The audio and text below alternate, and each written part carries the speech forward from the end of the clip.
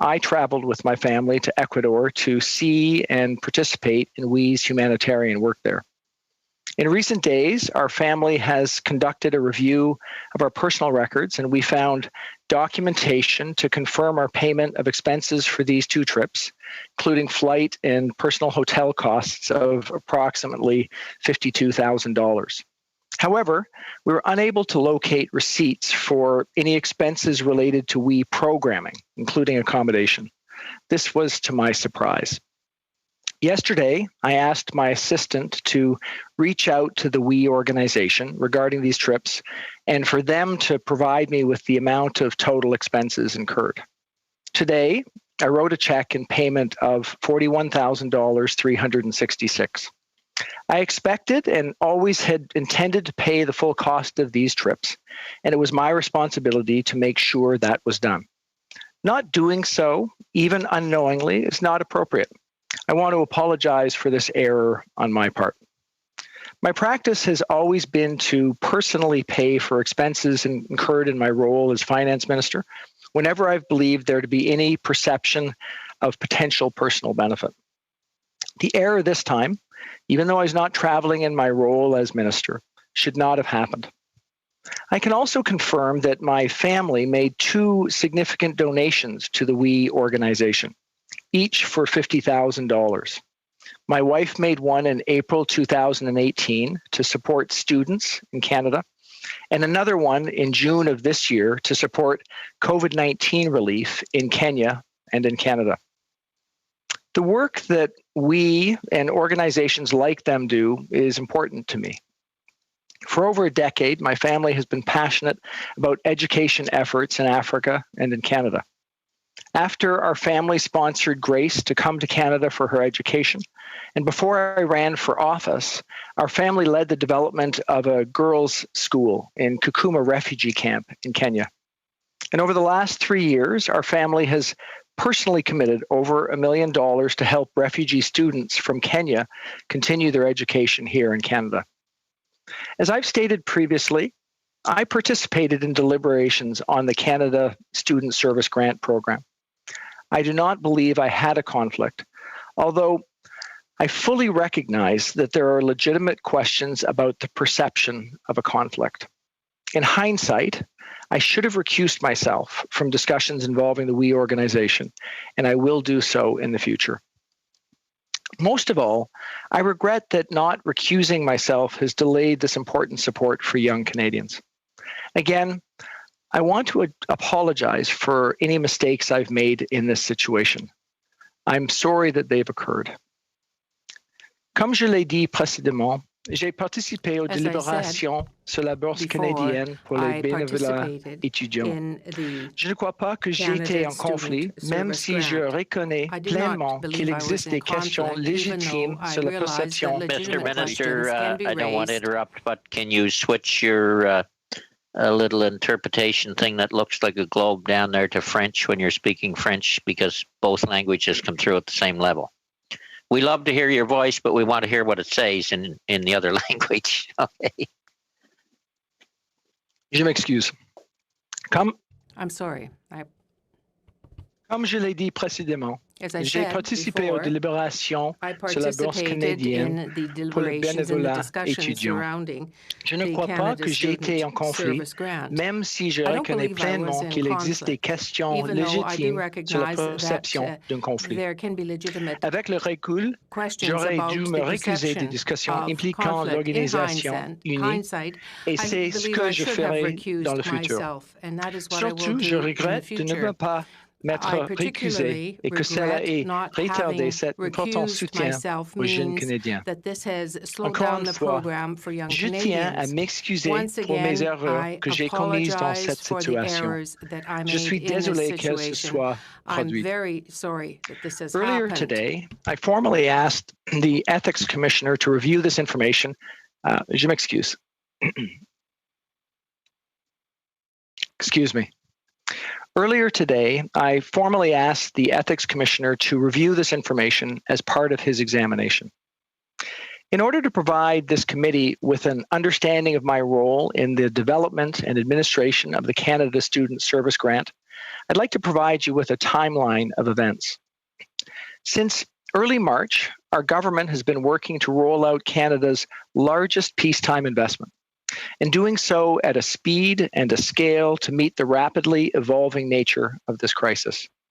We've worked to deliver a comprehensive set of over 70 different measures that are delivering targeted support to meet the needs of millions of Canadians.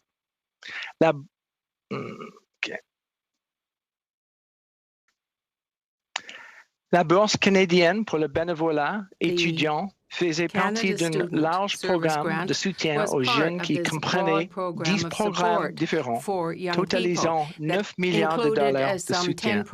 Cela comprend la prestation canadienne d'urgence pour les étudiants, l'expansion d'emploi d'été Canada et notre initiative de doubler les bourses d'études canadiennes. Ce ne sont là que quelques-unes des 100 décisions de financement que j'ai prises depuis le début de la crise de la COVID-19 afin d'assurer ma responsabilité de fournir un soutien rapide aux travailleurs, aux familles, aux personnes âgées, aux petites entreprises, aux communautés autochtones, aux personnes en situation de handicap et plus encore. I would like to take the committee in detail through how this particular decision was approached by myself, my office, and officials to the best of my knowledge. In early April, shortly after we'd finished rolling out a broad range of supports, including the Canada Emergency Response Benefit, the CERB, our government began to think about the next set of challenges that lay ahead for Canadians. Our government recognized that post-secondary students were about to complete their school year and would be needing opportunities over the course of the summer.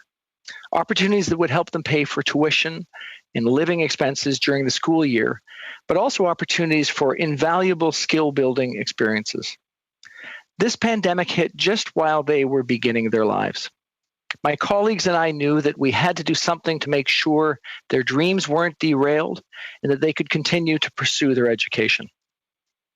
Most of all, Canada's in the midst of a national crisis, and our government recognized that students could play an important role in supporting Canada's extraordinary response to this pandemic.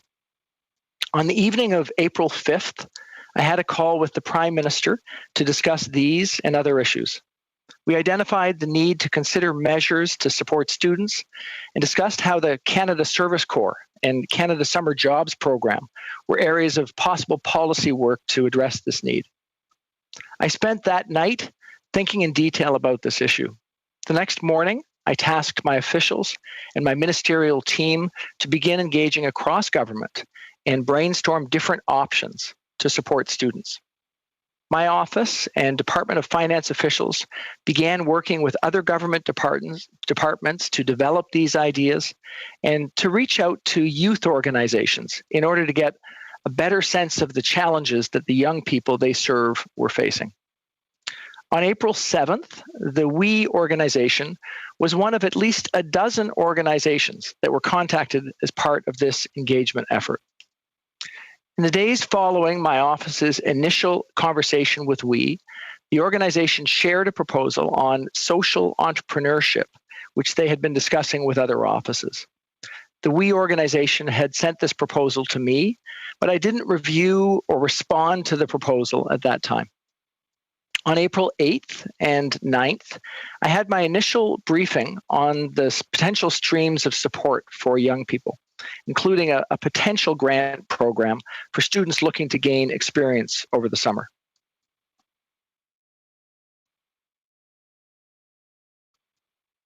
Au fur et à mesure que nous continuions à développer ces nouveaux soutiens, le Service Jeunesse Canada a été identifié comme un modèle possible pour encourager le service national. Ce travail se déroulait parallèlement au développement des autres volets d'aide à la jeunesse. En examinant ce concept, les fonctionnaires ont identifié plusieurs obstacles majeurs à la mise en œuvre rapide d'un programme élargi de Service Jeunesse Canada à temps pour l'été, qui n'était alors que quelques semaines.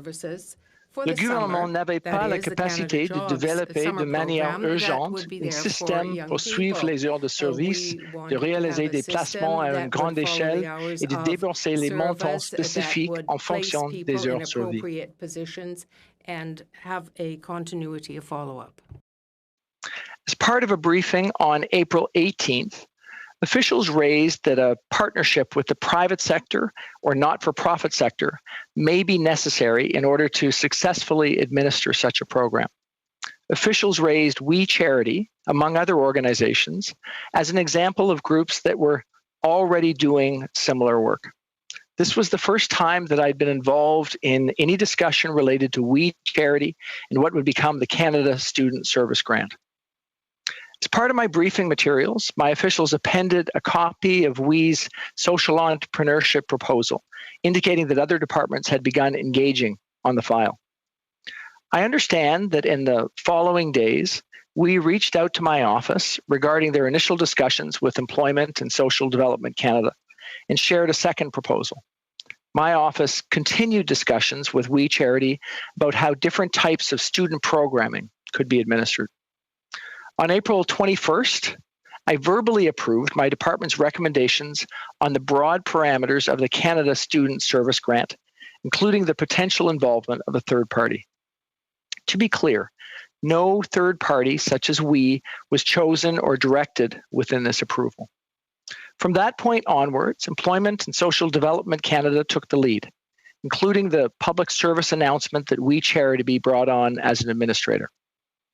With that said, as Minister of Finance, I'm responsible for all funding provided under the Public Health Event of National Concern Payments Act. As such, it's important that finance officials track every dollar authorized to ensure that they're allocated appropriately. I would expect that the department and my office would remain engaged in the design of the program in collaboration with Employment and Social Development Canada, the Privy Council, and the Prime Minister's office. For complete transparency, I note that on Sunday, April 26th, I spoke with Craig Kielburger. I know that we would have broadly discussed the impact of the COVID-19 pandemic. He did not raise the Canada Student Service Grant, nor did I. On May 5th, Minister Chagger presented her initial proposal for Canada Student Service Grant, including We Charity as the preferred administrator at the COVID-19 Cabinet Committee. I was not in attendance and did not discuss the proposal with officials or Cabinet colleagues prior to it being presented. I was briefed on the outcome of that meeting 2 days later, on May 7th, noting that the proposal would then be moving to be discussed at full Cabinet. The final decision on the Canada Student Service Grant was presented to full Cabinet on May 22nd. As I've said, I should not have participated in that discussion, and I regret that I did not recuse myself at that time. I provided approval on the final revised funding decision for the program on June 3rd, and that was my last direct engagement with the program's development. I regret that my not recusing myself has been a reason that students have not been able to get the support on a timely basis.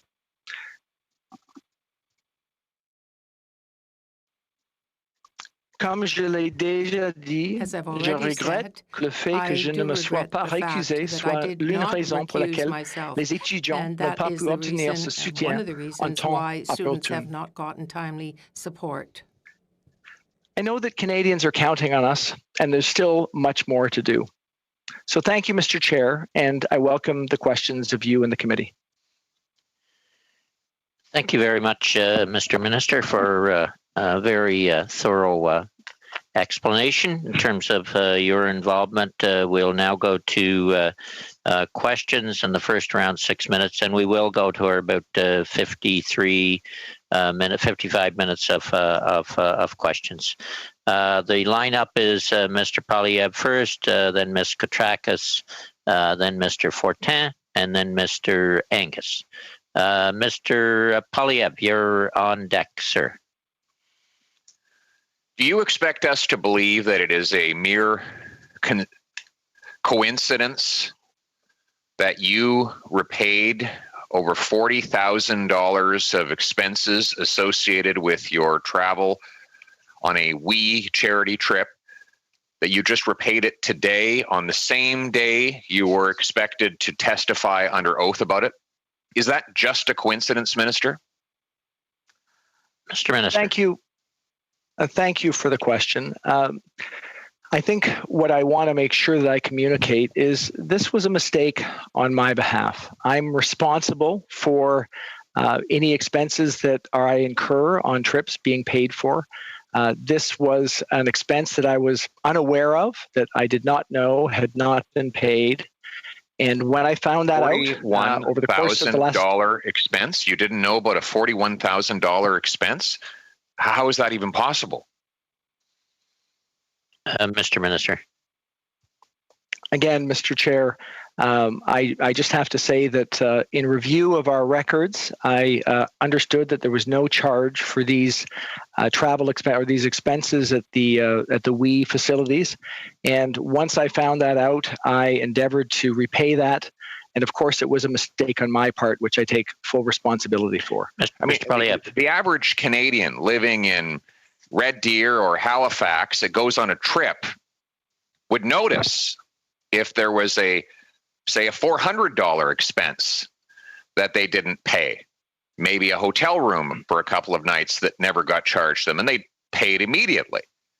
But you're telling me that on this obviously very luxurious trip, that $41,000 of expenses happened right under your nose, and you didn't know about it until it suddenly, through an epiphany, came to your attention the very day you were to testify in a parliamentary committee about it. You expect us to believe that? Mr. Chair, is for me. There's no one else to answer for you, Mr. Morneau. You're the one. Sorry, I was muted, Mr. Minister. Yes, you got the floor. As I said, this was a mistake on my behalf. We immediately looked at our records. We reviewed those records to find the flights and the hotel expenses that were paid, and did not find any expenses that were charged to us for the time at the WE facilities. When we went through our records in detail and concluded that we realized, my wife and I, that we needed to have someone reach out to the WE organization, and did that in order to pay those expenses. It is my mistake. It is a mistake that I regret.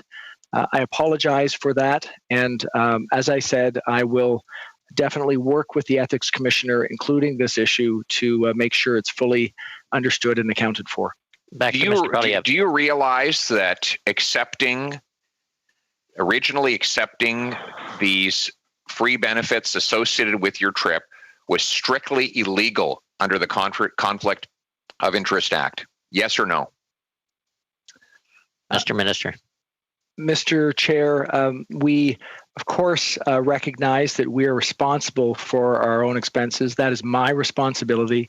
It was something I was unaware of, and so that... Do you realize it was being illegal? Unaware, do you realize now that it was illegal? Mr. Minister. That those expenses, which I was unaware of, were appropriately my expenses, and that's why we've repaid them. You realize, though, that it was illegal. You are, as a minister, strictly forbidden from accepting any form of sponsored travel under the Conflict of Interest Act. I'm asking you, do you realize that the Act makes it illegal for you to have accepted these expenses paid for by we in the first place? Do you realize that was illegal? Yes or no? Mr. Minister, you have the floor. Thank you, Mr. Chair. Mr. Chair, as I've said, I looked back in a detailed fashion over my records. I found that that we received no expenses notice for these expenses. As soon as we found that out, we endeavored to make sure those payments were made, and it's a mistake. I will, and all right. Thank you very much. Work with the Ethics Commissioner. Did you, in the month of August 2019, announce a grant for We Charity for $3 million in the same month that your daughter accepted a job from that organization? Yes or no? Mr. Minister. Mr. Chair, I think it's important to know that program, which I did announce, was developed and delivered by Employment and Social Development Canada. Simple question. As the person who was responsible for that organization in the riding, I did announce that program. So you announced a $3 million grant to an organization that had just hired your daughter the very same month. True statement or false statement? My microphone is on. Go ahead, Chair, Mr. Minister. Thank you. I want to be very clear that this is a program that was developed, true or false? Delivered by the Employment and Social Development Canada.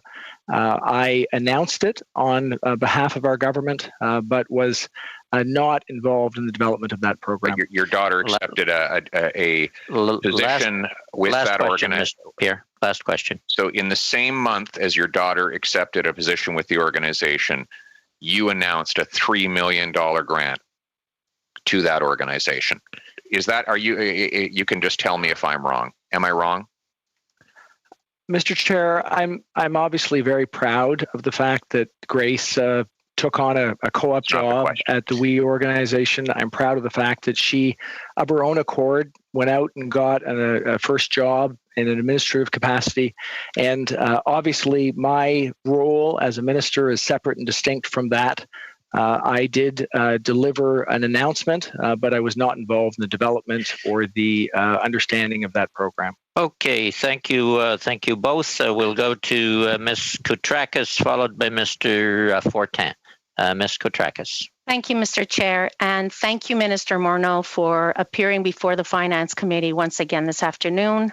I truly appreciate the candor in your testimony and for all the work that you and your family and our civil servants and the Department of Finance do for all Canadians, especially during this difficult time. I have a few questions, so in the interest of time, I will ask them all and leave it with you, Minister, to formulate your response.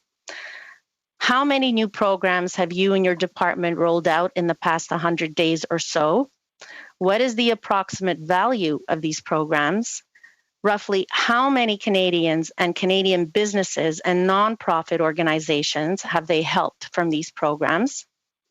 Does this compare to anything remotely similar to what we've done since the full mobilization of Canada's economy and society during the Second World War 80 years ago? Would it also be fair to say that if we did not introduce these programs, there would be a lot of personal suffering and hardship? Would it also be fair to say that our economy would be in a serious recession or depression if the government hadn't acted as quickly and decisively as it did? And finally, as a financial person myself, I would say that our success rate has been remarkably high and that the risk-reward profile is extremely positive. The only way to achieve anything is to take risks. To avoid all risks of failure and make mistakes during as well would mean doing nothing and accepting all the personal hardships imposed on innocent Canadians that would result. Do you agree with my comments? Mr. Minister, I hope you had a pen in your hand because I could hardly keep up and I had one. Go ahead, Mr. Minister, to answer. Thank you. I did have a pen. I think I need to start by acknowledging that I did make a mistake with respect to the lack of decision to recuse myself of the decision around the WE organization. And I think I also need to acknowledge that not every single thing that our government has done over the course of the last few months was perfect. We have been, as was just mentioned, working during a time of crisis in a pandemic, a time like none of us have ever faced before. So the answer to the last question is quite clear. We knew we needed to move at speed and with scale to support Canadians. We knew that we needed to do our very best analysis on what the right policy would be and how to best get that support out to Canadians. We also knew that as we move forward, we would almost certainly have to fix things and improve things as we went along. And that was the approach that we took. I think that the response that we've had as a country, which in answer to the direct question, more than 70 programs, over $200 billion of direct support to Canadians, has put us in a much better situation than we would have been in had we not taken that approach. It's delivered for individuals and for families. It's protected our economy for today and for the future. And the risks of not doing so would have been dramatically greater for individuals and for families struggling to get by, but for our long-term future and our opportunities. So I do recognize that there's more that we need to do, but this is an unprecedented time. We are going to continue to consider the needs of Canadians first, deliver the kind of support required, and improve things as we go along. And yes, we will make mistakes. We will try not to make mistakes. Of course, that's never our intent, but we will rectify those mistakes as we think about the next steps. And this pandemic's not over. We do know there's more work to be done, and we need to keep our focus on that and on Canadians. And do I have time for one more, Mr. Chair? You have about a minute, or 2 minutes left. Okay, thank you. What were your main goals when developing programs and policies to respond to the crises? We have heard from other witnesses about rapid response, simplicity, large-scale support. I know that you've mentioned it time and time again, but I think it's worth mentioning once again, never to lose sight, the pandemic, the crisis that was not only facing Canadians, but globally. So what were your main goals when developing these programs and policies, Minister Morneau? Well, again, thank you for that question. Our main goals at the beginning of the pandemic are very consistent with our goals now. We recognize that this pandemic has had enormous impacts on Canadians across the country, on families' ability to support themselves, and also on future opportunities. So we've been looking at how we can support people through this. The CERB benefit, our first and most important measure at the outset, was recognizing how many people were going to be off work without enough money to pay for groceries or rent, and we needed to get support to them rapidly. The wage subsidy was about trying to make sure people could keep their job over the long term, because we know how important that is for them, but also for our economy. Programs like what we put together for students were recognizing that we were going to have hundreds of thousands of students without the ability to get a job this summer. And we needed to think about how we could support them, because they are, by definition, our future. We need to make sure they can get back to their studies. So that's been our focus from day one, and it will continue to be our focus. Getting through this crisis requires us all to work together. It's a health crisis and an economic crisis, so we need to think about those two things in tandem. But supporting people has always been central to what our government's been after, and central to what I've been focused on during this time. Okay, thank you. We'll have ended there, Mr. Fortin, followed by Mr. Angus. Mr. Fortin. Mr. Fortin. Mr. Fortin? Mr. Fortin? Is Mr. Fortin? There you go. L'écran est gelé, je ne sais pas si vous m'entendez. I don't know. Okay. My screen was frozen. Mon I don't know écran if était you hear gelé. me. My screen was Monsieur frozen. Morneau, We can see you now. You can see me see good. now and hear I you. can see you too. Thank you. OK. Oups, je vais mettre l'interprétation. Okay. I've got to put the Monsieur Morneau, interpretation on. Mr. Morneau. Bon, écoutez, on peut comprendre que le programme de subvention pour les étudiants, c'est une bonne chose. On peut diverger d'opinion sur la façon de libérer le programme, la façon d'octroyer des sommes, mais on s'entend qu'aider les étudiants en soi, là, il n'y a probablement pas personne à la Chambre des communes qui n'est pas d'accord avec ça. Mais quand vous nous dites que vous avez octroyé le contrat sans appel d'offres, sans aucune forme de vérification à des amis de la famille Trudeau et manifestement également de votre famille à vous, qui vous ont offert des cadeaux, d'autres paiements à la famille Trudeau.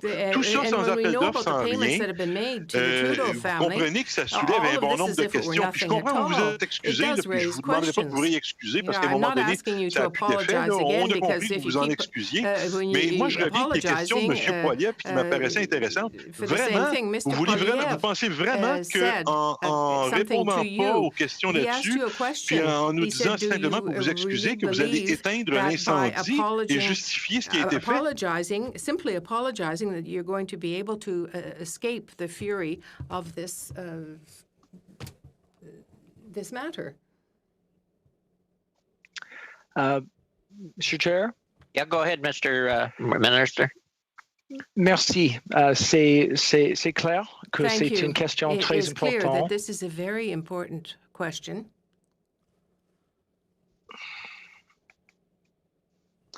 Je m'excuse. C'est clair que c'est une question très importante. Nous sommes dans une situation très difficile. Nous étions dans une pandémie. Nous savons que c'est très important d'avoir un niveau de soutien pour les Canadiens et les Canadiennes et aussi pour les étudiants. Ça, c'est très important. On est d'accord. Mais ce que je voudrais dire, et avec l'urgence, avec la nécessité de délivrer le soutien nécessaire, c'était urgent et nous avons eu la nécessité de considérer comment le service public nous ont dit que la seule façon de délivrer pour les étudiants dans le politique nécessaire était avec une autre organisation.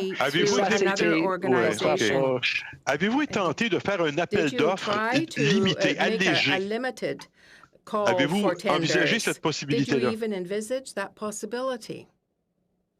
A call for tenders light. Go ahead, Mr. Minister. Merci.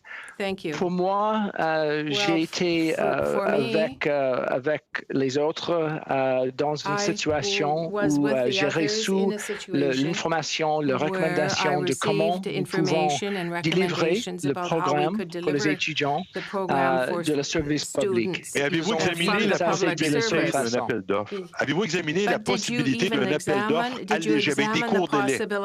Avez-vous envisagé ça? Je suis sûr que c'était une question pour le service public de considérer comment nous pouvons le faire et comment ça peut être fait avec un niveau de vous l'avez pas fait? À ce moment-là, pourquoi vous ne l'avez pas fait? Et c'était leur décision de faire une recommandation de faire avec l'approche importante pour avoir la possibilité de délivrer.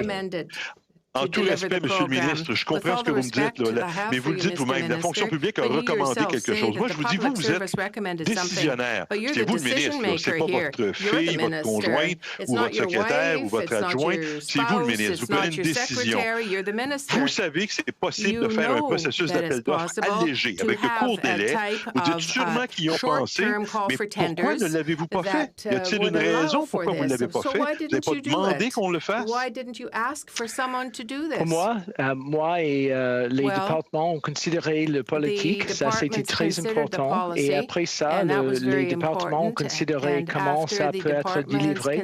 Donc c'était une considération importante.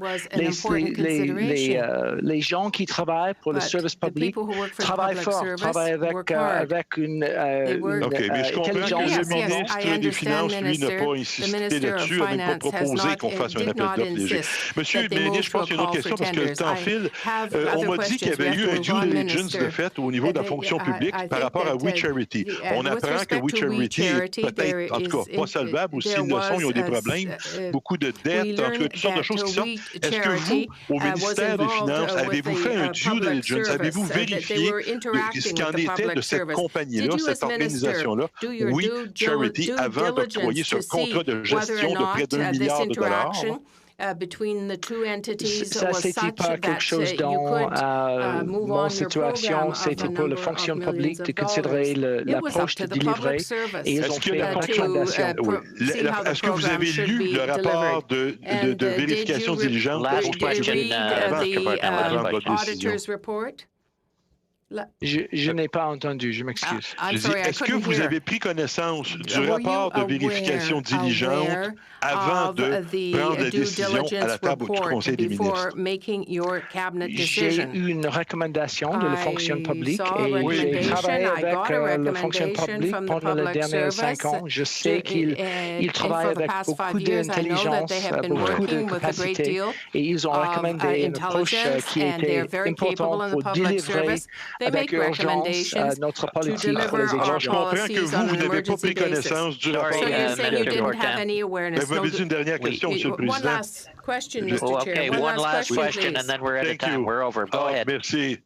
Je comprends, Monsieur. Je comprends, Monsieur le ministre, que vous n'avez jamais pris connaissance du rapport de vérification diligente. J'ai bien compris? J'ai une recommandation de la fonction publique et pendant j'ai fait beaucoup des autres choses, j'ai considéré l'importance de notre soutien pour les étudiants et c'était ça pour nos délibérations. Merci, Monsieur le ministre. OK. Thank you both, Mr. Angus for 6 minutes, and then followed by Mr. Cooper for 5. Charlie, you're up. Thank you so much, Mr. Chair. Mr. Minister, so the discussions with we began in your officials on April 7th,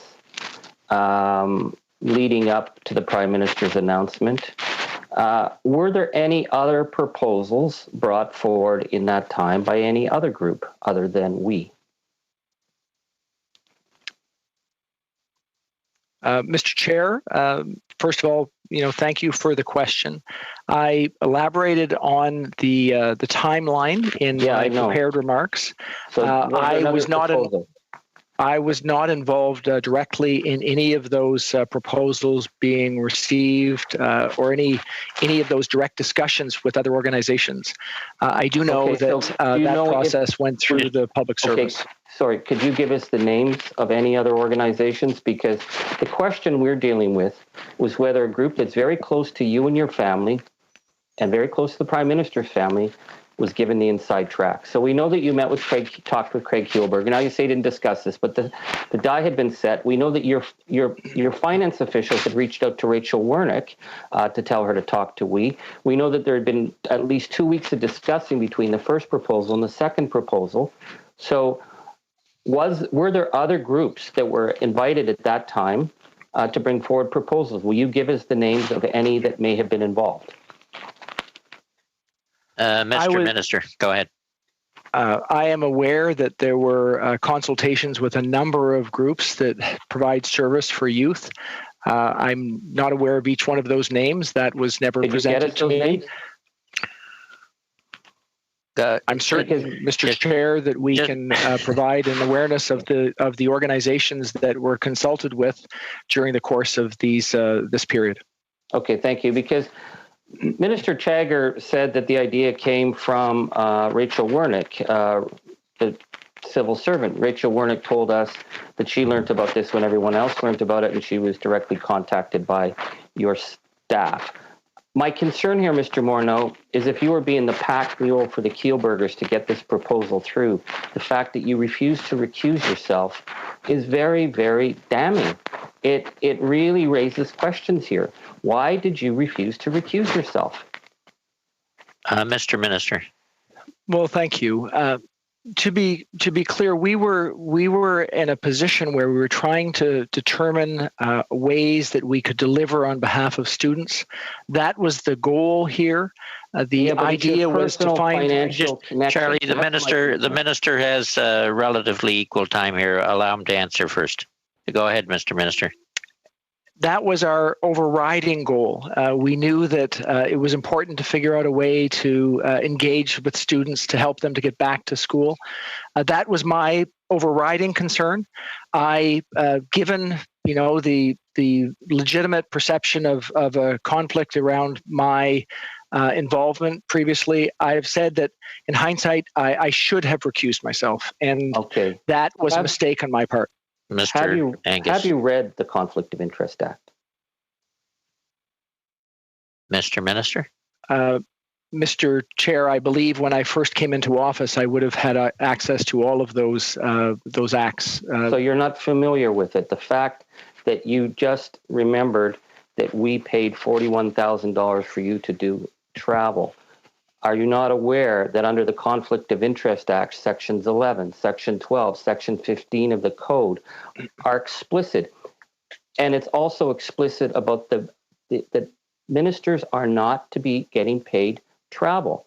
So if you don't really remember the Conflict of Interest Act, you remember the Aga Khan ruling by the Ethics Commissioner, because it seems that he made direct rulings about a situation that you are now in. Isn't there someone in your office who would tell you, come on, Minister, these are the rules. This is the law of the land. It applies to you as well. Go ahead, Mr. Minister. Mr. Chair, it is a mistake on my part not to have paid expenses. As I've said, I did not know that those expenses were not paid. I did not have any awareness of that. But over the course of the last short while, I've reviewed my records in detail, and given that serious oversight, I have made sure that has been rectified. But I recognize that it was a mistake, and I take responsibility for that. Charlie, before you start again, can you hold your microphone a little closer and don't be rubbing it? The translators are having difficulty. Go ahead. Sorry, I'll give you the time back. Me here. Thank you. Well, I guess the issue here is that we paid for your travel. That has the apparent perception of attempting to buy political influence. The fact that you're talking with Craig Kielburger, you're talking with I'm not sure they're registered to lobby. They're hiring your daughter. You're not thinking that there's a problem here, but they're paying for influence. I think that that's really, really concerning that you didn't seem to think that that was a problem. So I'd like to end on the question with you signed a contribution agreement with a real estate holding company. How in God's name is that a credible decision by the government of Canada to funnel nearly $1 billion to a group that's very close to you and your family, that's very close to the Prime Minister and his family, a group that had gone through there was no public tender here, and they come up with a real estate holding company and you file the money through them? What were you thinking? Mr. Minister, final answer this round. Thank you. Well, to start with, as I've said, I certainly was in error not paying expenses. I didn't know about those expenses being paid in my behalf, but that was an error, and I have owned up for that error. I know that the government decision around the administration of this program was taken after the appropriate due diligence by the public service. I don't know of which organization in the decision was the organization that was given to that contract. That's not something that was brought to my attention. Of course, we expect a real estate holding company, and you didn't double check that. Where is the due diligence, Minister? As I've said, Mr. Chair, the public service took a look at how we could best deliver this program and how it could be best administered. And that recommendation was the one that we looked at in order to deliver on behalf of students. Okay, we'll end that round there. But look, from my perspective, there is some confusion during this round. You've been asked why, as a minister, you didn't call for tenders. I know this was a contribution agreement. The implication is that you were the minister responsible. So I got to ask you two questions. Who was the minister responsible in terms of this agreement with we? And who was the minister that signed the agreement at the end of the day? Mr. Minister. Well, thank you, Mr. Chair. I was not the minister responsible, as I outlined in my prepared remarks. That was Minister Chagger. And as to your second question on who signed the document I'm actually not aware of that. My assumption would be it would be Minister Chagger, but I know that Employment and Social Development Canada worked on this program, and that was the arm of the public service that made the recommendation after their work. Okay, thank you for that. Then next rounds of questioning, we'll start off with Mr. Cooper, Mr. Fragascatis, Mr. Polyev, and Ms. Zerowitz.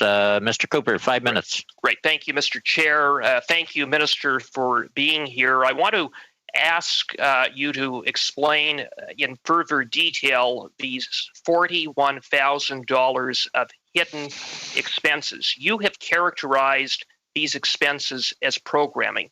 What do you mean by that? Well, thank you. When we took a look at our personal records, we found expenses that we'd paid for flights and for personal hotel costs, but we didn't find any expenses from the actual sites that we went to, that my wife and daughter went expenses? What were those expenses? They would have been Wining and dining? Or just explain what those expenses were. Thank you. Mr. Minister, go ahead. Sorry. Those expenses would have been for anything incurred at the facilities. So give me an example. I have not seen the line by line, but I would assume that they would be for accommodation, for going to when I was there in Ecuador, we were helping to build a school. So it would have been getting us to the school where we were doing that, perhaps the materials to build that school. And those were, I imagine, the things that were included in those expenses, along with presumably meals. Meals, so wining and dining while you were in Ecuador. Thank you for that. Obviously, it's interesting that you've just decided to do a detailed review now, just before you came before our committee. But I'll leave it at that. I want to now go on to the timeline here. On April 18th, you said that you were briefed by your officials. At that time, the proposal was brought to your attention. Were any other proposals brought to your attention, or were any other organizations mentioned at that meeting? Go ahead, Minister. Thank you. I believe at that meeting I was briefed on the overall nature of the potential Canada Student Service Grant, as well as the possibility of using an outside for-profit or not-for-profit organization to administer the program based on the urgency of the program. And that was the sum total of what we were trying to achieve, I believe, at that briefing. And were any other proposals provided to you? No proposals were provided. No proposals of any sort were provided to me. Okay. Well, you said you reviewed the proposal at that time, or it was appended. Sorry, for clarification, there was a proposal appended that was for a different program. Okay. So it was not for the administration of the Canada Student Service Grant. Thank you for that. I've got a limited amount of time. From the beginning of March to June 30th, how many times have you had contact with anyone associated with the organization? Sorry, the dates again were? Between March 1st and June 30th. The only time that I have any recollection of communicating with anyone from the organization was, as I reported on Sunday, April 26th. April 26th, and that was with Craig Kielburger? Yes. And how often do you speak with Craig Kielburger? Craig Kielburger is obviously someone in my riding who runs a large organization, so I've had exposure to him on numerous occasions, but I don't have any particular regular communication. Were you surprised that he would have contacted you just 4 days after he had submitted a proposal? He didn't contact me, so for clarity, I called him. During that time period, I was contacting business leaders, labor leaders, trying to make sure I understood the nature of the COVID-19 crisis and hearing the impacts on customers or on people that got served That was an important part of my role. It continues to be an important part of my role, so that we can develop the kind of support necessary. So you just final question, Mr. Cooper. Well, okay. Since I only have the final question, Minister, will you undertake to provide the committee with all communications that your office had concerning the three proposals that are at issue, namely the April 9th, the April 21st, and April 22nd proposal, as well as any communications you or your office had with anyone in the WE organization? We will certainly cooperate with the committee. That I think is important. I think there's been a request for documentation, which we will certainly comply with. Thank you both. I believe that request was made with Ms. Warnick and as well. So, okay, Mr. Fregaskatis, followed by Mr. Polyev. Go ahead. Thank you very much, Mr. Chair. Thanks for being here, Minister. Just to be clear, Minister Morneau, you did not refuse to recuse yourself. It was an oversight on your part, correct? I think it was a mistake on my part. On reflection, in hindsight, I should have recused myself. I know that would have been a better course of action for us to deal with what we saw as a very important challenge facing students. I do have to ask, Minister, worked with you for 5 years, know you to be an honorable person and a good man. But I do have to ask, as far as going forward, the process around recusing oneself. You've pledged to do so in the future, but is it a simple process at the cabinet level to do so?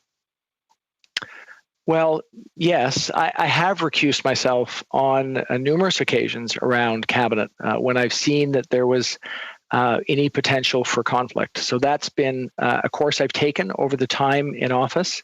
And in this case, my daughter, Grace, was working in an administrative role. It was her starting job. I didn't see that as a conflict. In hindsight, I should have seen that people would be concerned about that. And so I wish I had done differently. I will certainly in future recuse myself from anything to do with the WE organization as a result of that association. Thank you very much. No, it was a question relating largely to process, and you've answered it. I have a question also relating to WE on this decision. Why was WE chosen specifically, and not, for example, the working through the Canada Summer Jobs Program, expanding that, for example, the Canada Student Service Corps, for instance, as another possibility? What stood out about WE in your mind? I think it's important not to talk about we. It's more about what we were trying to achieve. So our goal was to find a way to have an approach to national service during a time of national crisis. We saw that there was a combination of the opportunity for students to be engaged in that, and something that would enable students also to be doing really meaningful work in a summer when so many jobs wouldn't be available. And finally, we thought that the idea that they could have some incentive was going to be important, both to make that happen, but also to recognize that they weren't going to necessarily have money from jobs this summer because of the pandemic. So that was the goal. The decision on how to administer it was very much taken in the course of Employment and Social Development Canada's review of how to deliver it. And as I understand it, what they were trying to consider was the public service capable of delivering in a very short time period this program that would make a difference for students. And they concluded that a better way to do it would be with an outside organization that had those capabilities already, so that we could move quickly. So that was the goal, and that was the recommendation that came back to us, which of course was satisfying our overall goal. And it's very important to put this in the context of what we were facing at that time. We were thinking about multiple programs to support different populations. So we were thinking about people who were off work, people who were, maybe having more expenses like seniors. We were starting to contemplate people with disabilities and the challenges they were facing. But students were central to us because there's hundreds of thousands of them that wouldn't have jobs if we didn't find some sort of, or wouldn't have opportunities if we didn't find some sort of way to deal with that. Last question, Peter. Thank you very much, Mr. Chair. With the last question, and I've asked this before, but since you're the Minister of Finance, I do want to put it to you. Where do we go from here? Is a program possible? Because I have young people in my constituency. I have many not-for-profits and charities that were excited by the vision set out in the Canada Student Service Grant, want to make a contribution. Organizations need volunteers, and young people are ready to volunteer. Is it possible to come up with a program that allows for tuition support to be granted on the one hand for young people and for organizations to benefit by the presence of young people? Can we still get to the underlying goal of the Canada Student Service Grant, delivered differently, of course? I think it's very important to put this program in context. We came up with approaches to help students that were multiple.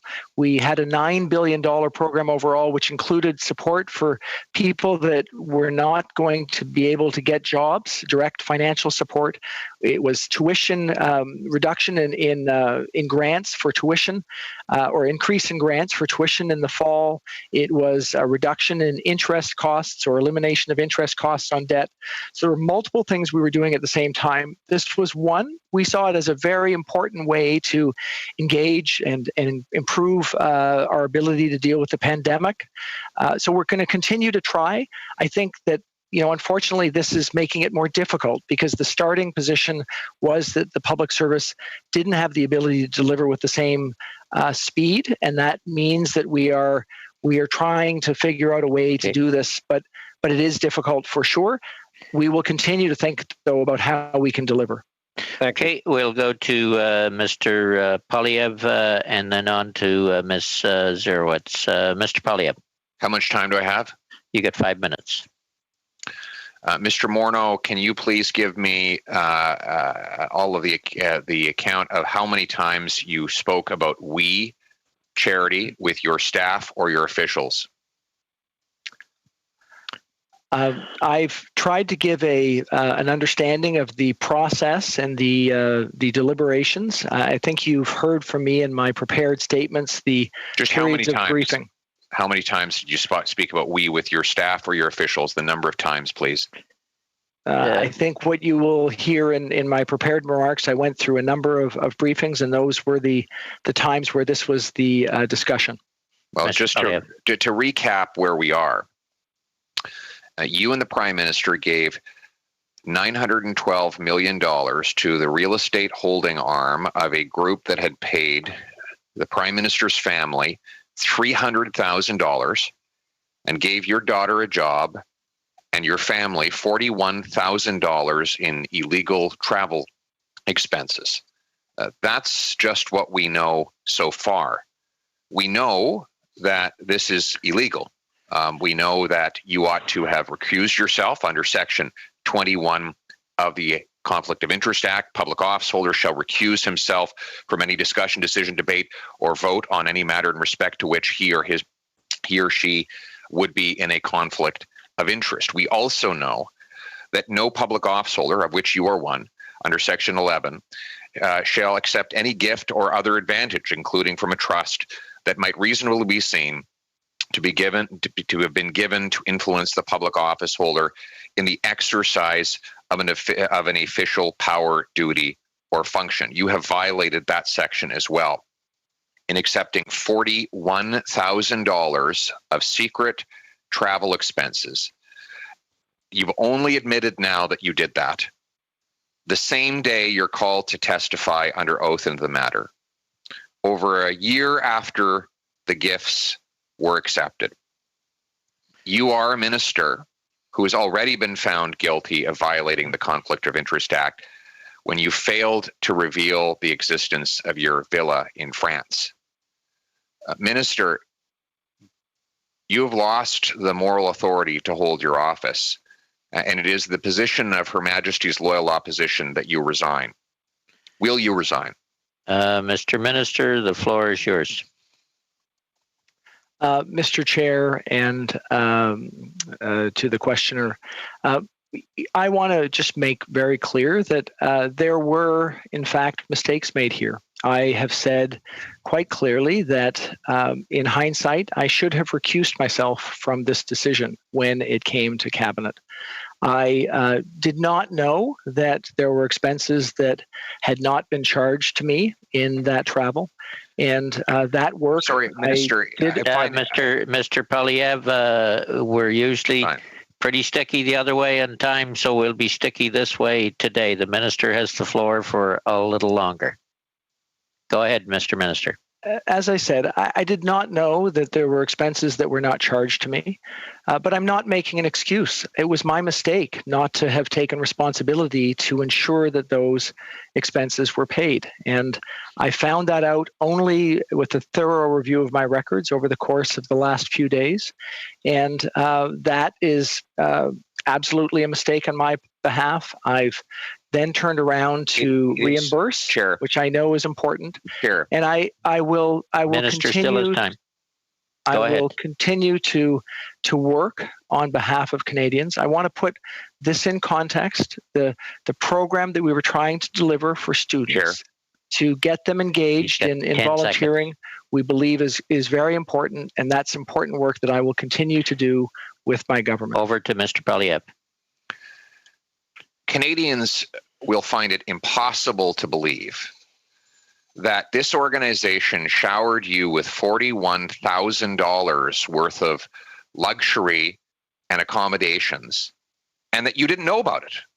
That somehow you were enjoying all of these benefits and expenses paid for you while you were on an exotic vacation to Ecuador, and that somehow you didn't even know that the expenses occurred. Who did you think was paying for all of the wine and the food and the luxury travel that you were consuming? Did you think that it was just falling out of the sky, Minister?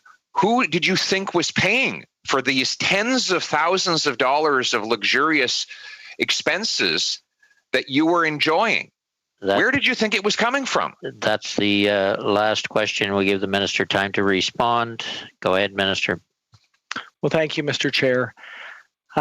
As I've said, we did go back and look at our records and found the travel and hotel costs, but didn't find any charges to us from the WE facilities.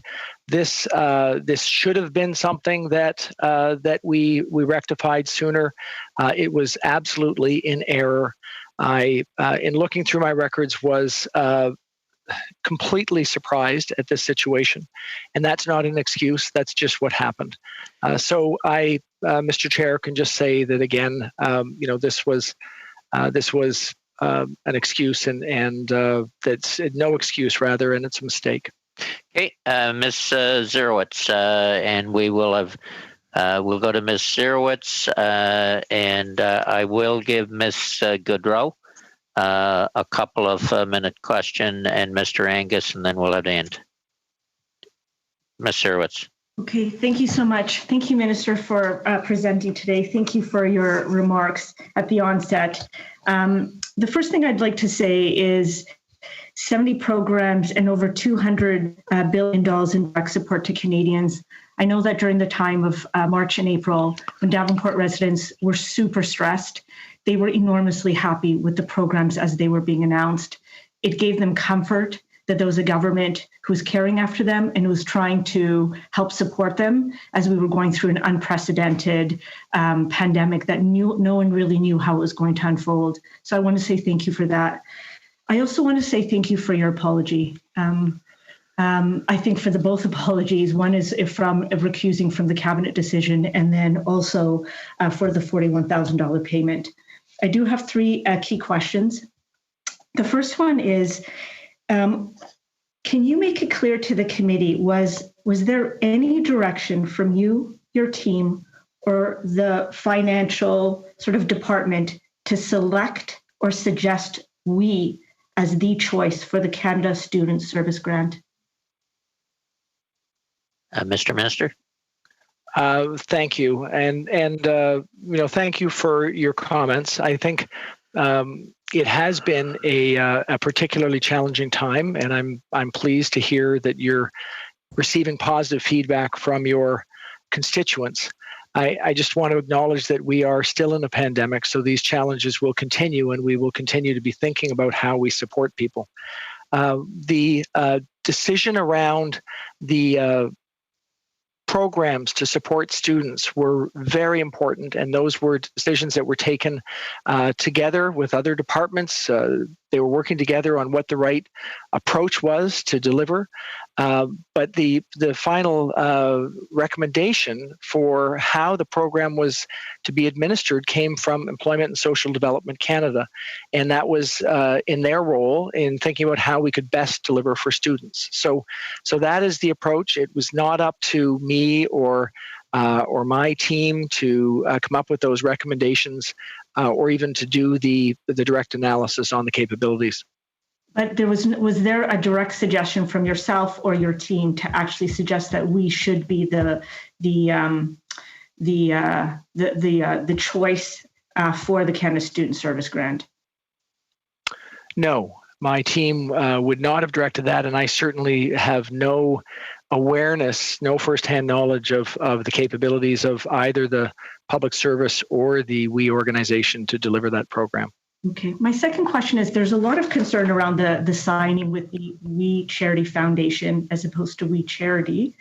Can you just make it clear for the committee that it was the responsibility of Minister Chagger to actually sign the final contracts, and it wasn't with yourself or the finance department?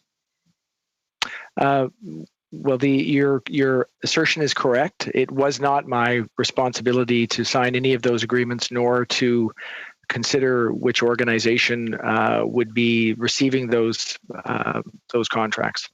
Okay. Julie, just check your microphone and whether you're in the right language. You're not coming through clearly to the translation booth. Just pull up your mic a little.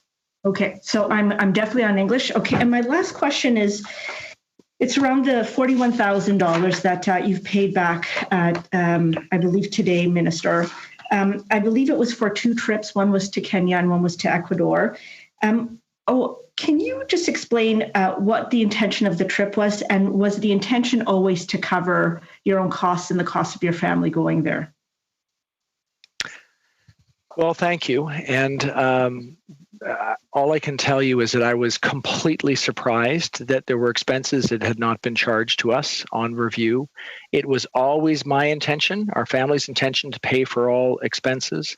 These were for 2 trips, one trip of my wife and daughter to Kenya to see schools that were being built there, and then subsequently to Ecuador, where we went as a family and were involved in actually building schools. The expenses were appropriately my expenses.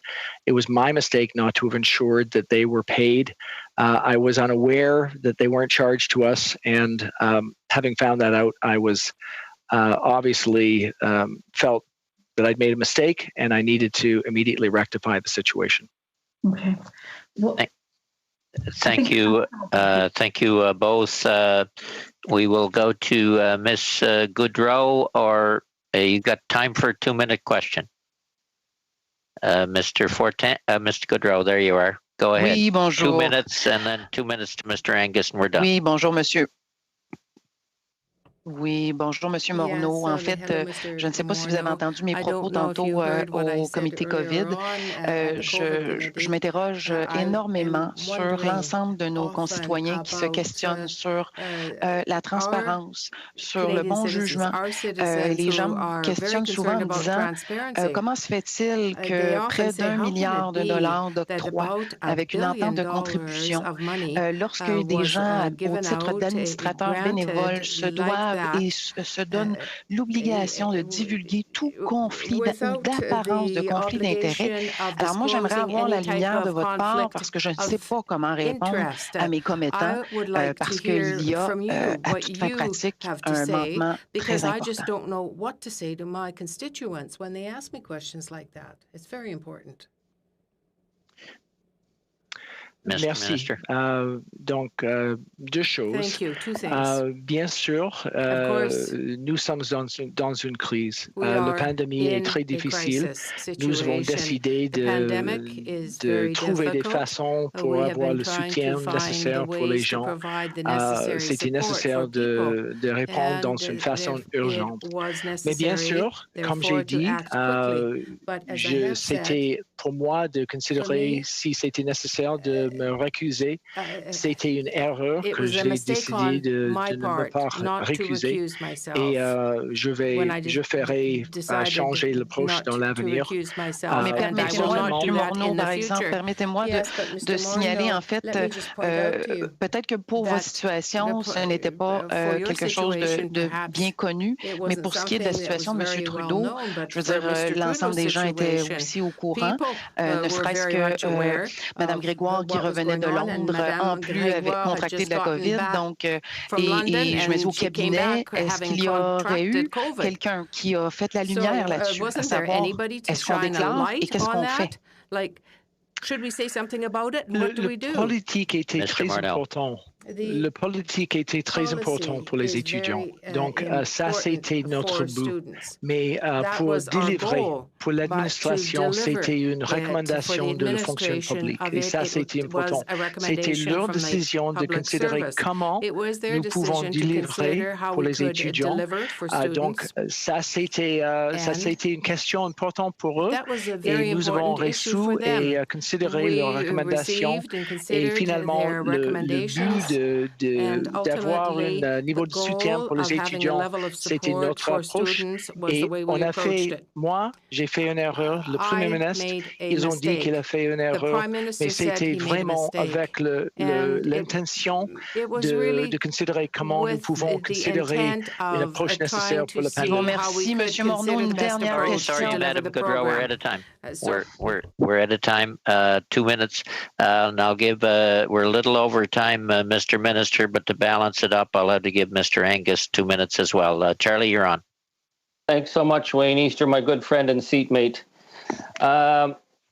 Mr. Minister, I'm glad that your colleague clarified that it wasn't actually your department that was working out the details. It was Bartosz Chagger's office, and yet we was talking to you, and the Prime Minister begins talking to you in early April, and you have the WE report, and you said that the report was circulating.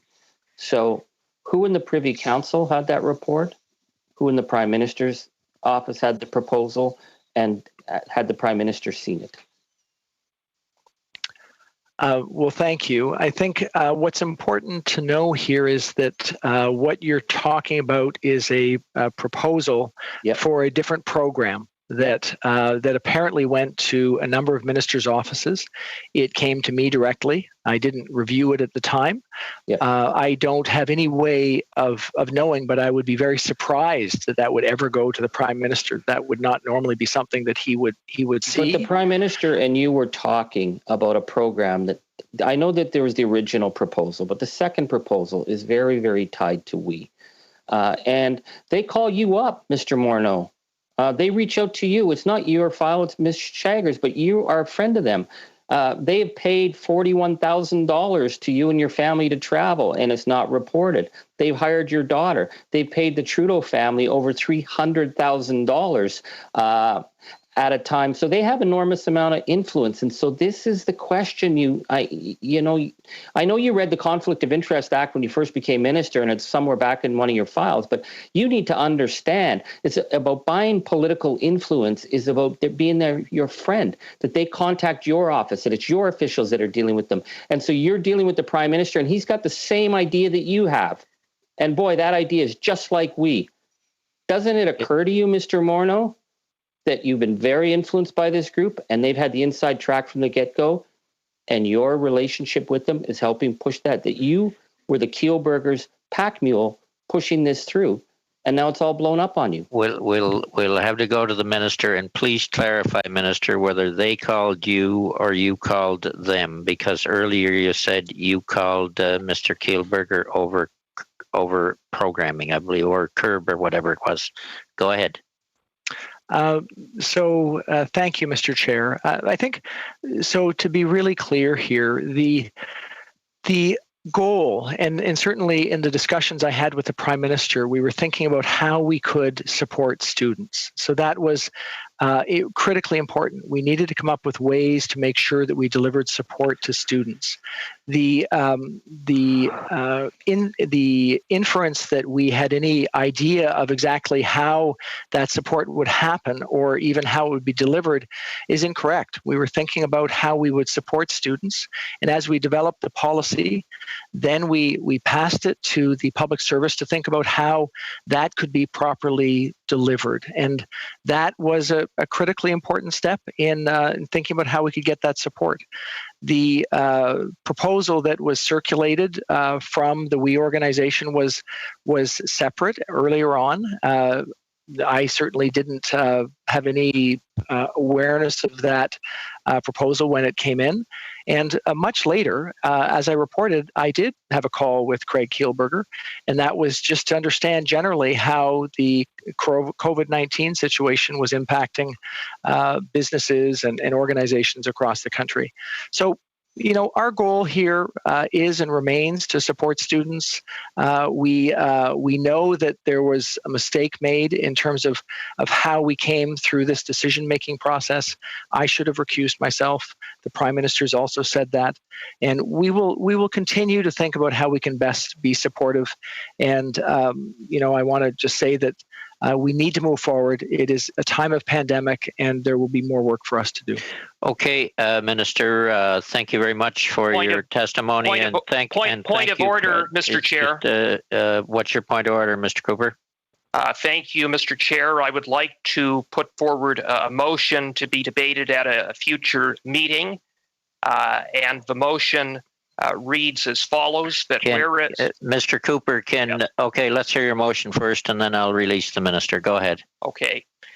Whereas the Minister of Finance has accepted $41,000 in illegal travel expenses, and that the Minister of Finance is in flagrant breach of multiple sections of the Conflict of Interest Act, including but not limited to sections 6, 11, and 21, in addition to prior violations, that the Standing Committee on Finance hereby call on the Minister to immediately resign. So you are you're given the 48-hour notice. Okay. Yes. Thank you for that. That notice is given. Mr. Morneau, thank you for your appearing before the committee today and giving your statement, and you're answering our questions and taking the extra time that normally happens when we have a minister before the committee. So thank you very much. With that. So you're released, Minister. Okay, thank you. And we'll go to the finance official, Ms. Kovovich, for 30 minutes, if we could. I don't know, Ms. Kovovich, hopefully your technology is working now, and do you have an opening statement, or you just go into questions? Ms. Kovovich? Thank you, Mr. Chair. Can you hear me? Yeah, gotcha. Yes, I do have an opening statement, if you would permit me to read it. Okay, fire away. All right. Good afternoon, committee members. My name is Michelle Kovacevic, and I am the Assistant Deputy Minister for the Federal Provincial Relations and Social Policy Branch at Finance Canada. Before I start, I was made aware just as I was coming into the office that there may be an interest on behalf of the committee for me to stay longer than 30 minutes. If that is still the interest in the committee, I'm happy to do so. I would like to provide you with context on my role in the lead up to the announcement by the Prime Minister and the Canada Student Service Grant, and the context with respect to the ultimate selection of We Charity as a third-party administrator. On April 6th, during the Prime Minister's morning press conference, he noted that more support for students would be coming soon. That same day, my team reached out to colleagues in Employment and Social Development Canada, ESDC, to hear about options for supporting students. My team and I also met with my minister's office to understand what was needed. Our timelines for developing the package were very condensed. Our work was informed by proposals and expertise in ESDC as well as other departments. The package announced on April 22nd by the Prime Minister included over $9 billion in support for students, including the creation of the Canada Student Service Grant, which at $900 million represents 10% of the overall student package that we developed. Today, I will focus solely on the options that were explored to develop the Canada Student Service Grant. The key objective for us was to mobilize students to help respond to the pandemic while also providing tuition support for their future studies. A number of options were pursued, including firstly, a tuition credit or tuition waiver for students. My team, along with ESDC, explored delivering this through the Canada Student Loan Program, directly via provinces and territories, or by post-secondary education institutions billing the federal government directly. There were issues with respect to validating the identity and eligibility of recipients, in addition to the actual capacity to deliver the program across the country. None of these were considered to be ideal.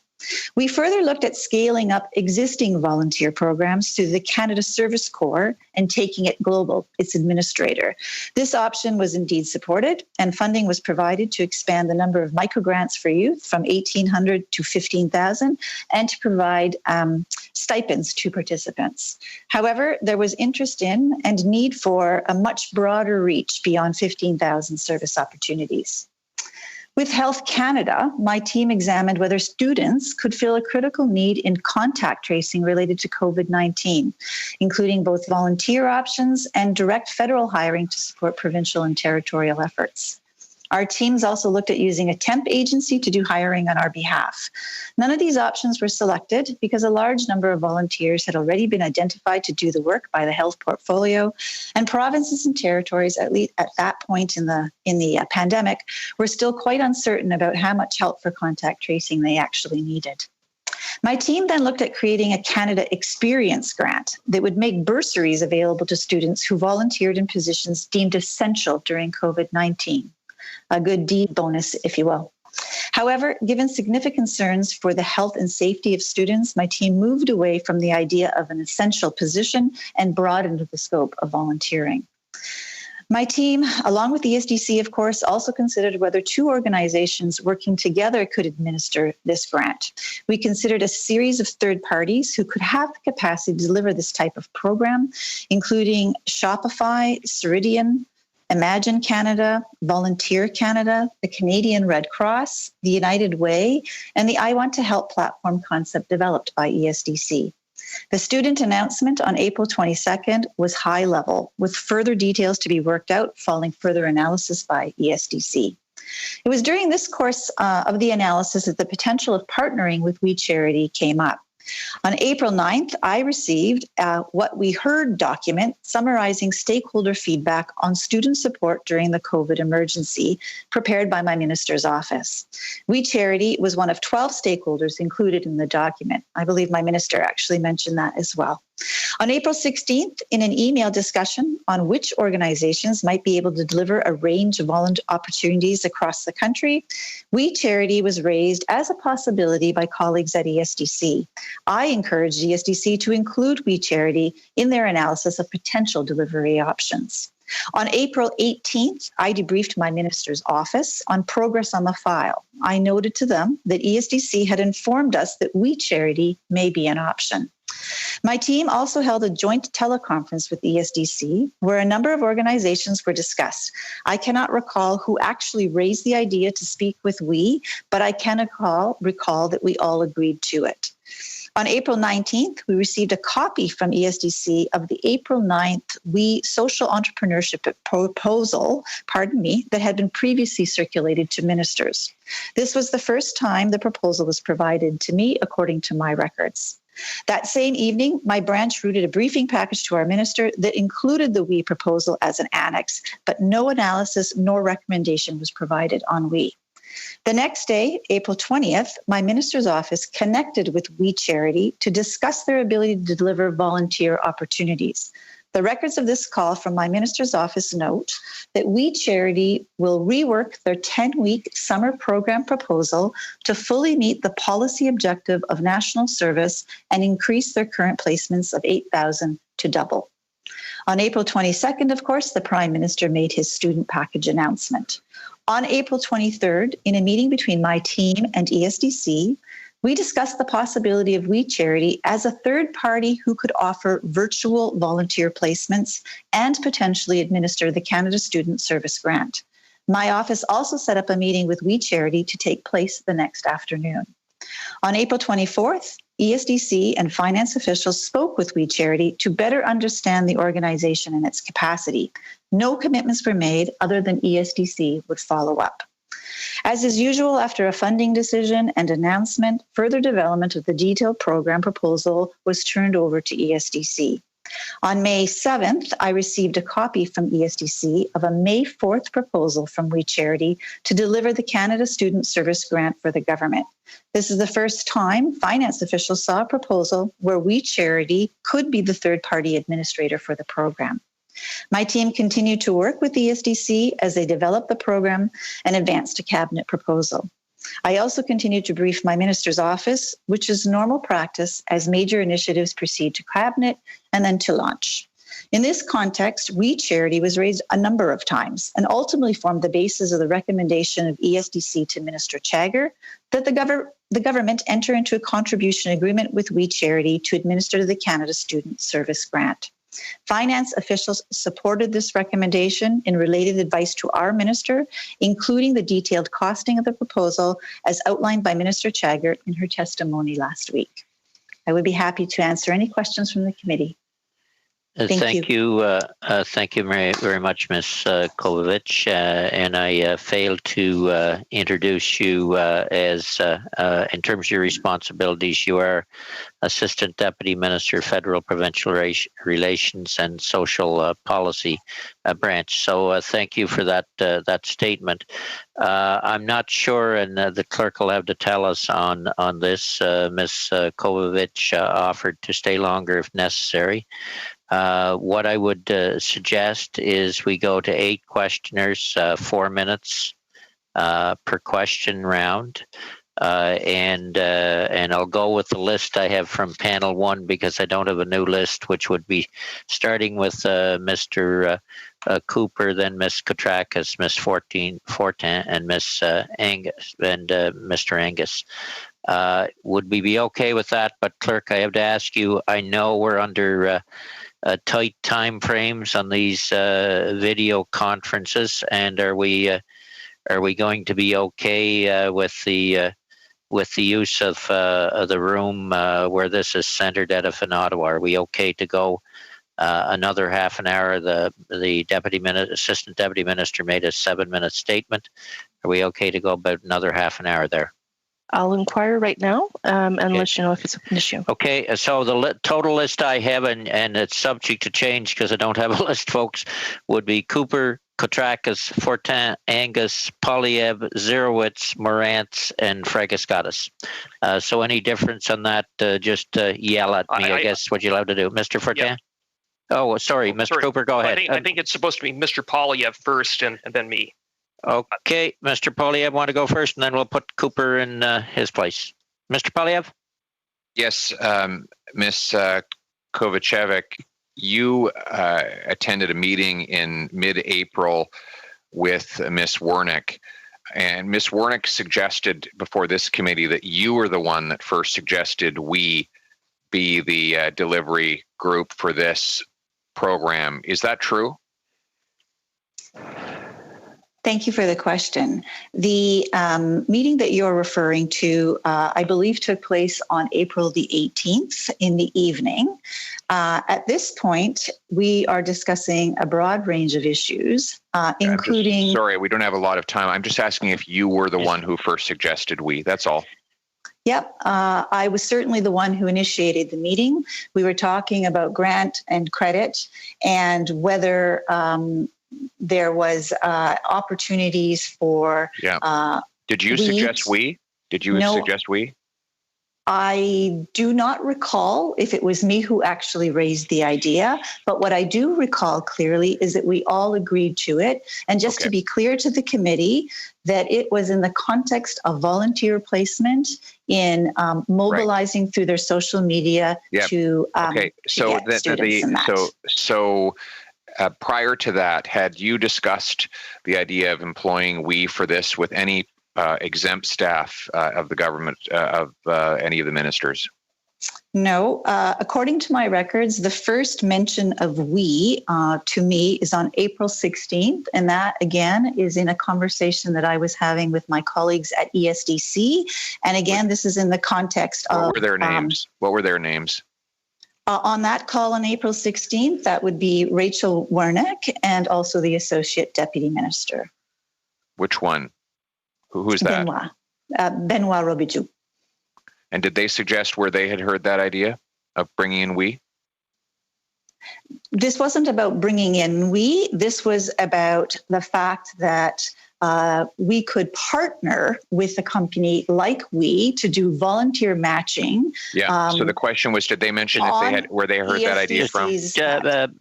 Pierre, we'll give the lady time to answer if we could, Ms. Kovacic.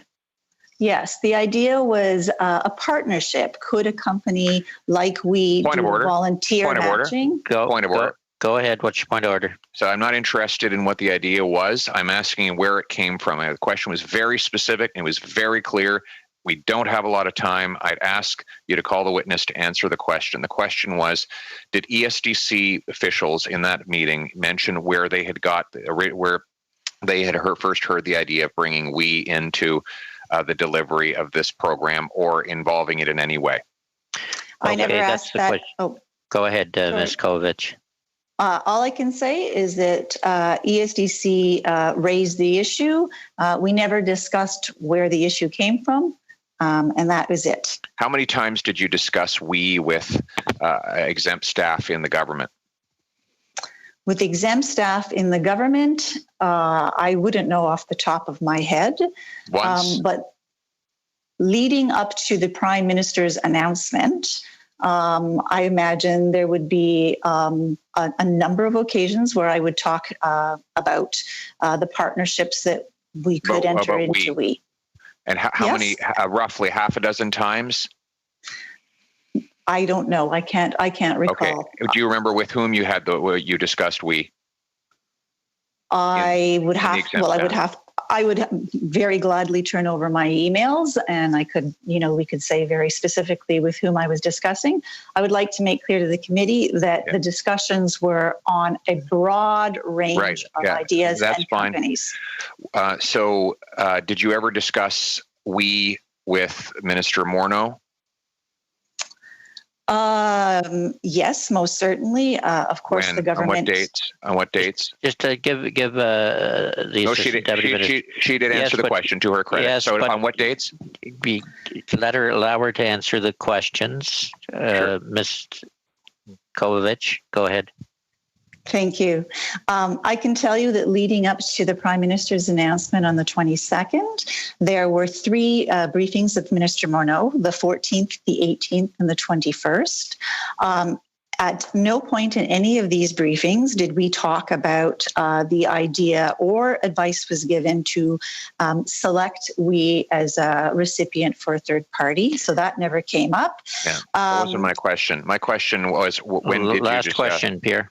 All right. So the question was, again, on what occasions did you discuss we with Bill Morneau? What occasions? That's all. Just that specific question. So only when I have a scheduled briefing with the minister, and I gave you the three scheduled briefings. The first one on the 14th, we were talking about the broad $9 billion package, and absolutely not about we. But on the 18th and the 21st, there was a range of a grant, a credit. We talked about Shopify, Ceridian. In a verbal briefing, I certainly may have mentioned it. In our actually analysis, we do not talk about it except for what the minister did actually say, and that is we attached the annex of the first proposal that we received from to a briefing note without any recommendation and without any analysis. Okay, thank you both. Then turning, I believe we have Ms. Zerowitz next, and then Mr. Fortin. Is it Mr. Fortin? You had your hand up earlier. Did you want to? What were you going to say? I can't. You're not coming through to me somehow.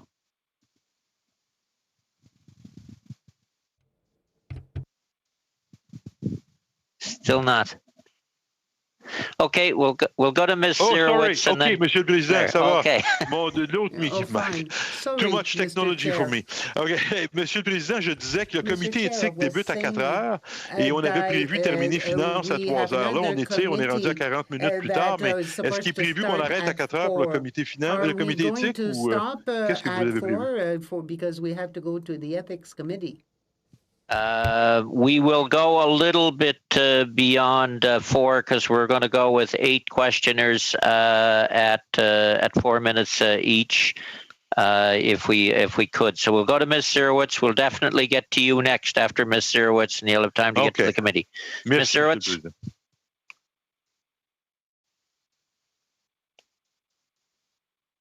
Julie, are you there? Your mic's muted. Sorry. I also do that sometimes. Thank you so much, Mr. Chair. Thank you, Ms. Kovacevic. Thank you for your testimony today, and thanks for your extraordinary work. There's a narrative, and I think you're hearing some of the questions that it's believed that finance or someone at finance only suggested we, and it was only the intention of our government to suggest we as the deliverer for the Canada Student Service Grant. Can you please, for the record, let us know whether it was you or whether it was the team or officials at finance who only suggested we as the recommendation for the CSSG? Or was we always considered with a whole number of other organizations initially? So if you could just clarify that, because that is kind of the implication of a lot of the questions here. Thank you for your question. So I can clearly say that up to the April 22nd announcement of the Prime Minister, where we announced a set aside of up to $900 million for a Canada Student Service Grant, that there was no recommendation about and no recommendation to enter into a third party. In fact, the recommendation or the follow-up was that the Department of Employment and Social Development would have to bring in a proposal with the advice on how to do this and with whom. The final decision, of course, when the government announced that it would be entering into a contribution agreement with we, the Department of Finance, recommended this advice to our minister.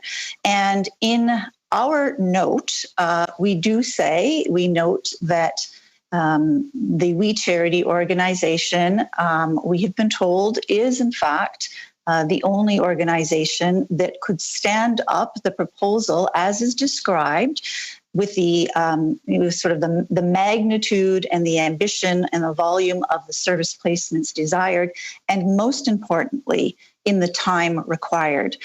You'll recall that, April 22nd, when the Prime Minister made the announcement, very high-level announcement, still work to be done by the Department of ESDC to figure out how to implement this and with whom. University and college students were just about to finish their spring semester. So there was real pressure to do things quickly and to get this off the ground. Thank you. And do you know anything, like what type of due diligence is done on organizations in a normal process? So would that have been the responsibility of finance to have done sort of the due diligence on third-party organizations before contracts are signed, or would that have been the responsibility of whoever was responsible for the program?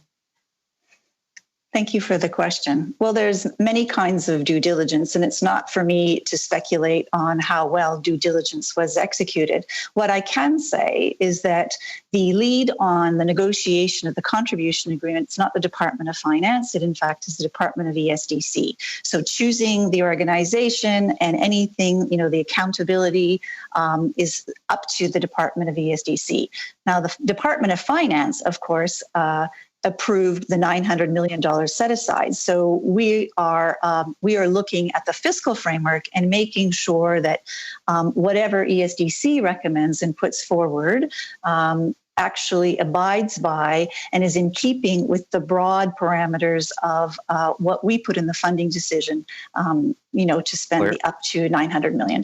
We're going to have to end it there because Mr. Fortin hasn't got a lot of time. Mr. Fortin, sure. The floor is yours for 4 minutes. 4 minutes. Merci, Monsieur le Président. 4 minutes. Thank you, Mr. Chair. Madame, mon Dieu, oui. Madame Kovacevic, vous avez parlé d'une rencontre qui a eu lieu le 18 avril en soirée, au cours de laquelle l'organisation Oui a été suggérée, mais vous ne vous souvenez pas qui a proposé Oui. Si c'était vous ou quelqu'un d'autre, vous avez dit « J'en suis pas certaine, mais je me souviens que tout le monde était d'accord. » J'ai bien compris. Oui, c'est ça? Yes, you understand correctly. Là, je voudrais que vous me disiez qui était présent à cette rencontre-là. Sure. To best my recollection, Mr. Chair, there was myself, of course, my Associate Deputy Minister, Susie MacDonald, Rachel Wernick, who is the Senior Assistant Deputy Minister at ESDC, and she may have been joined by somebody, but I have to check the record. I'm not entirely sure who. J'aimerais qu'une fois que vous aurez vérifié, j'aimerais que vous nous envoyiez copie du document, que ce soit un procès verbal ou autre, sur lequel vous avez la liste de noms, c'est possible? Where the list of names is found. Is that possible? It would be my pleasure, sir. And indeed, the committee has ordered for us to produce all kinds of documentation, which we are gathering, and we will be submitting by the August 8th Donc, vous étiez, si je comprends bien, en fait, 5 personnes en rencontre, c'est ça? Rachel Wernick, vous, Madame Suzy, j'ai oublié le nom, et 2 autres personnes, c'est ça? 4 ou 5? 4 or 5? No, sorry, sir. I said that I can recollect for sure. This is a teleconference at like 10 o'clock at night, I think, or late in the evening. Me, Susie, and Rachel for sure. Beyond that, my recollection is just a little funky. Combien de personnes étaient avec vous? How many people were with you? 1, Susie. Non, Suzy, Rachel et vous, no, Susie, mais Rachel, vous dites qu'il y en avait d'autres. Donc, combien d'autres en plus de vous, Suzy et Rachel? On top of you, Susie and Rachel. That's what I don't know. This is a teleconference, so I don't know if there was anybody else on the phone. Okay. Dans le processus d'attribution du contrat à Oui, avez-vous envisagé l'idée de procéder à un appel d'offres? Vous avez expliqué tantôt très bien d'ailleurs que le délai était court, il fallait se dépêcher, on comprend ça. Avez-vous envisagé de faire un appel d'offres allégé, avec des délais plus courts pour être davantage transparent dans le processus d'attribution? To be more transparent in attributing the contract. The decision to choose We and to enter into a contribution agreement, whether sole source or open tender, was a recommendation put forward by Minister Chagger. The Department of Finance considers that proposal and made our recommendation, which was favorable. At no time would I have been in a discussion at all negotiating this contribution agreement. That is solely the responsibility of the Department of ESDC. La question était, est-ce que vous... Yes, the question... La question était, avez-vous songé, avez-vous offert ou discuté de la possibilité d'un appel d'offres allégé, avec des délais plus courts? Est-ce que ça, vous, personnellement, là, Madame Kovacevic, avez-vous discuté de ça? Kovacevic, did you discuss that? I don't recall exactly what was discussed, but I can say that we were in agreement with the proposal as put forward, recognizing all the work and policy that we had done upstream in terms of the capacity and the timing for delivery. And we were in agreement and fully supportive of the proposal as it was put forward. Thank you. Thank you both. All the best at your next committee, Mr. Fortin. Go on the list, Mr. Angus. We'll go with a 4-minute round. And then after you, Mr. Cooper. Mr. Angus. Well, thank you so much. And thank you so much for participating in our hearings. Who was the key point person for we when you discussed the proposal? The key point person where? In the Department of Finance? No, for we. Well, discussions with we. Who was the point person that you discussed with? So I only had one discussion with we on April the 24th, and this is a discussion that we had. But there was a proposal back around April 7th, April 9th that was circulating, and it was a different proposal. And then we changed our proposal to meet the guidelines. So who in your department spoke with, like someone was speaking with we, they weren't coming up with this from the Ouija board. So who was the person at we that was the point person? Pardon me, I understand your question now. So I can tell you that on April 20th, my minister's office, Amit Singh, had connected with somebody at we, I'm not sure who, and they were talking about volunteer opportunities, and that is the part that I read in my opening statement, but the enhancing from 8,000 to double. Charlie, move the microphone a little closer to your mouth too, please. Okay, I will there, boss. I guess what I'm finding really surprising here is we have a proposal, and it's not the real, the one that the government needs, but then another proposal gets written that's much more close. There had to be negotiations back and forth with we in order to make this thing credible, or was this just done on the back of a napkin? Was there work done so that this proposal, the second proposal, met the requirements so that you could then go and say, this is as close as we can get. This is a group that can do it. So who was that point person? So I can't speculate, and I don't know who would have been talking to we, if anybody. It certainly was not. It was certainly not me or the Department of Finance officials. Okay. I would clarify for the committee that this second proposal, which was building on the first one, which in addition to social entrepreneurship and business service placements, there was a service placement stream. So COVID, the arts. That is still not the ultimate proposal and what the government agreed to do for a third-party administrator. So how many other proposals were brought forward by charities in between the first proposal by we and the second? How many other proposals came across the desk at finance from other groups?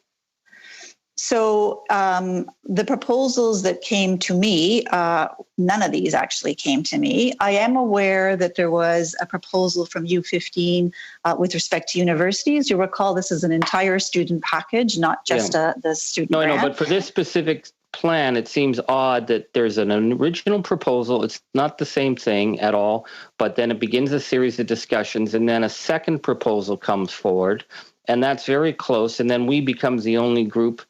I mean, you guys don't do things on the fly. We're talking about $900 million. There had to be either a number of other proposals you looked at. There had to be serious negotiations you were involved in. Were there other proposals on the table besides we for this specific kind of program? Did you check other groups to say, what could you deliver and how fast could you turn it around? So what I could say, sir, is that the PM's announcement on April 22nd was high level. There was no identification of a party. It was just a set aside. And ESDC then did follow up with respect to how to deliver this and with whom. So it would be ESDC who would make the determination if I guess the issue, and I got to end it here, but it's This program seems tailor-made for we. We's been involved in discussions. Politically exempt staff are involved. You haven't named who they are. The question we're asking, and we're not blaming you, but we're talking about your higher-ups, was we given the inside track? And we haven't seen anything that tells us that between the first and the second proposal, that there was a whole bunch of other proposals on the table. What we've seen is between the first and second proposals that we was certainly able to really refine their position so that when Rachel Wernick called them, they had all the right answers. So I need to know who at we was involved in the discussions and how much discussions went back and forth so that that second proposal was a lot closer to what you guys agreed to. And that's the answer I'm not hearing. I can only tell you. Oh, thank you. I can only tell you the facts as I understand them and know them. And that is that on April 20th, there was one conversation between my minister's office and we, which I have already discussed. And outside of that, other than my own conversation with Rachel and we on the 24th, I am unaware of any other contact at all, and I can't speak to that. Okay, thank you. We will go to the last round, 4 minutes apiece. The lineup will be Mr. Cooper, Mr. Fragiskatis, Mr. Morantz, and Ms. Kotrakis. Mr. Cooper. Okay, thank you, Mr. Chair. I want to thank the witness. I want to just get a better understanding of how we came up. You had mentioned, as I understood your timeline, that the possibility of we came up in an email discussion on April 16th from ESDC. Am I right? You are correct. And who raised that from ESDC? That would have been my colleague, Rachel Wernick. Rachel Wernick. And prior to that time, you had never heard anyone bring up we, other than on April 9th, when you said there was some stakeholder feedback in which 12 charities were identified. Is that correct? That's correct. April 16th, according to my records, is the first time that we enters into a broad-ranging discussion. We have not even settled on a grant. We are talking about a tuition credit. Fine. I got that. But on April the 9th, during that, the same day as the stakeholder feedback session, we submit a proposal. Is that right? Well, I became aware of that proposal on April 19th when ESDC shared it to me. That's not my question. My question is, there was a proposal from we submitted on that date, April 9th, right? Yes. And who was it sent from? I don't have any. Will you undertake to find out? Will you undertake to find out? I can do my best to do that, sir. And all I can say is that I received it on the 19th. No, that's fine. I understand that. Who was it sent to? I presume you don't know that either. I don't. But it was sent to finance. The minister's spokesperson admitted that. That's right. The minister said that himself. Were you aware of any other proposals that had been submitted on April 9th or prior to that? I am not aware of any, sir. You're not aware of any. Okay. So we have this proposal from we, and now in terms of what happened after that, you briefed actually maybe backtracking a little bit, you talked about the fact that you considered a number of organizations, this is before April 9th, in broad terms of potentially administering some sort of student program, correct? April 6th, 7th, 8th, the very early days. Yes, I get that. Thank you. Thank you for that clarification. We'll allow the ADM to answer that, Mr. Cooper. Go ahead, Ms. Kovich. So the records will show that those early days were about describing an entire frame for the student package, which turned out to be the $9 billion. Thank you for that. Now, you had mentioned a series of organizations, one of which was Volunteer Canada. Now, President of Volunteer Canada came here before the committee and said that they had never been approached by your department, by any department, regarding a student package. And when I asked the president of Volunteer Canada to explain Ms. Wernick's testimony, namely that Volunteer Canada had been considered. She was unable to explain how possibly Volunteer Canada could have been considered when they never even were contacted. How do you explain that? That'll be the last question. Sure. Thank you for the question. So all those companies that I mentioned in my organizations that I mentioned in my opening statement, this is all a part of the broad ideas that we are considering leading up to the April 22nd announcement and decision by the government to But the only organization you really wanted to talk to was we. Mr. Cooper, the ADM has the floor. Go ahead, Mr. Kovovich.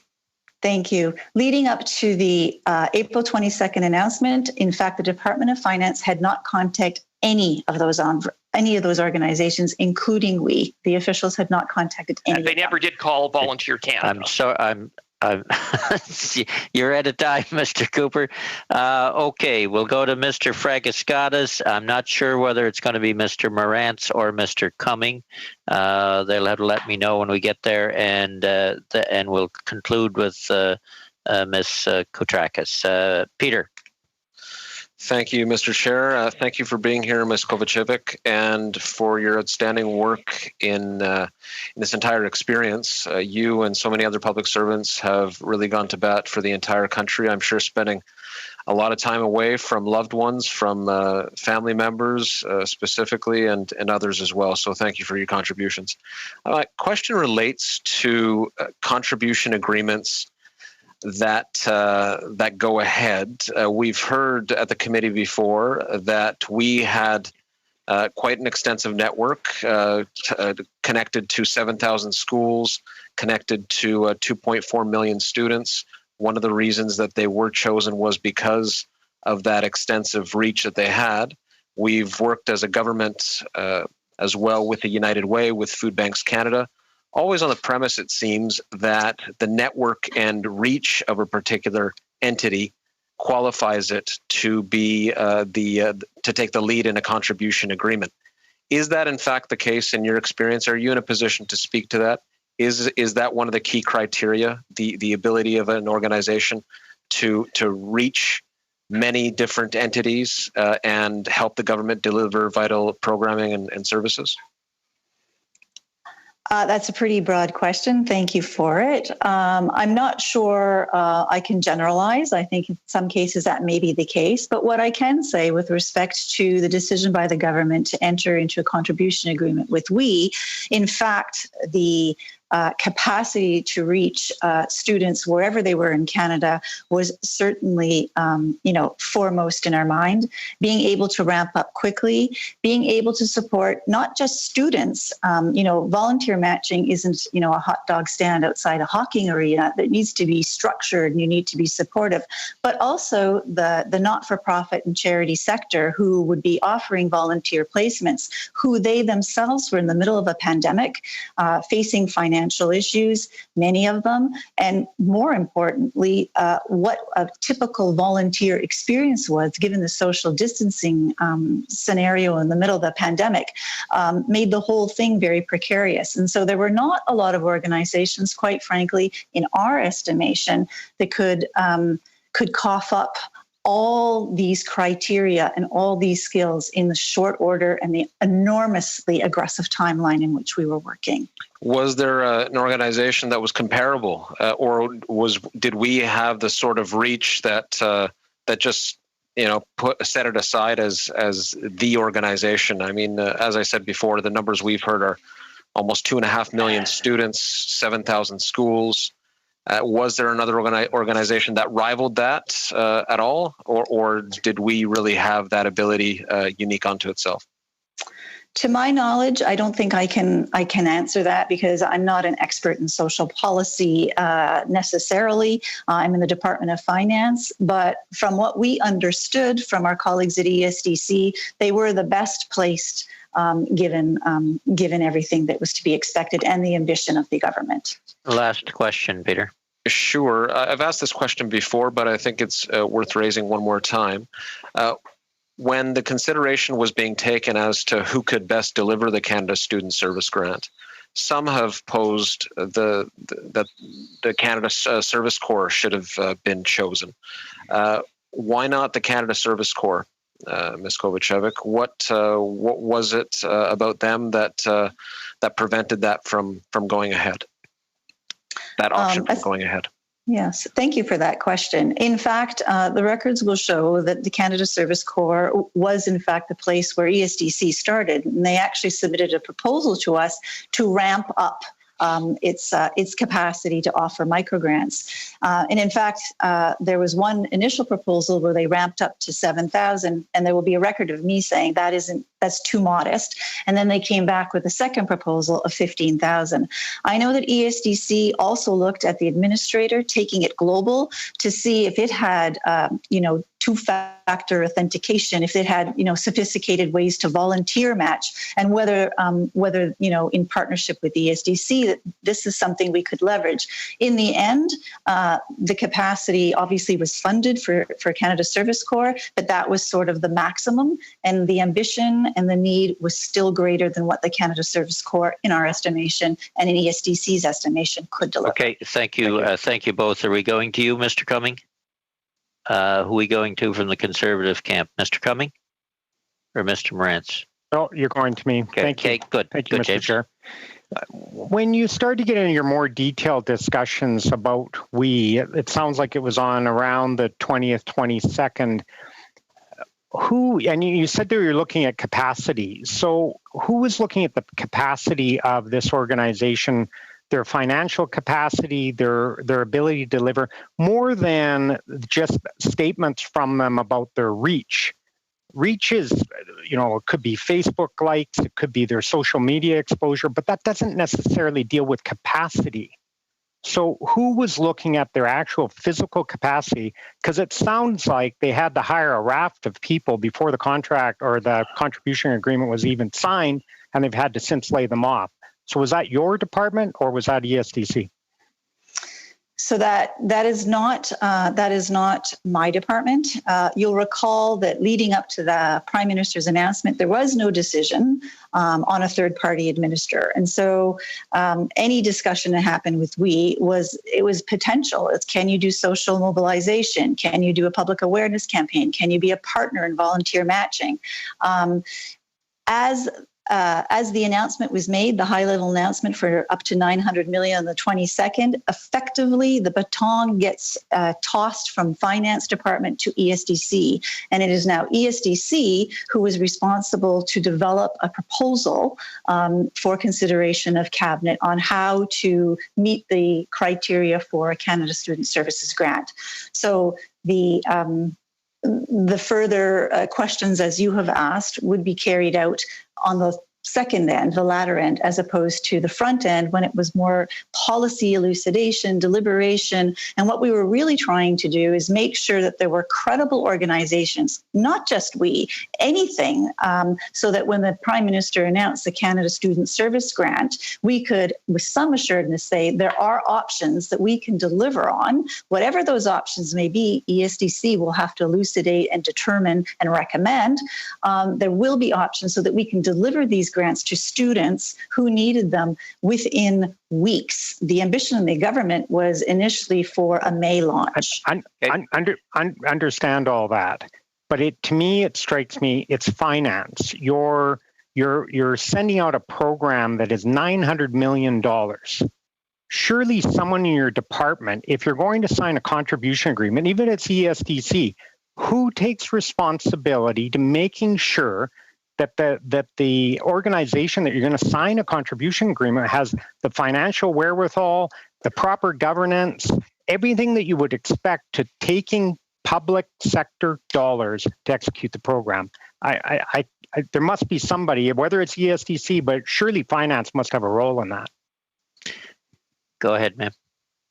Oh, well, I was just going to say, thank you. I was just going to say that, again, I repeat that there was no recommendation on who to deliver up to the 22nd when the funding decision and the decision of the government was made.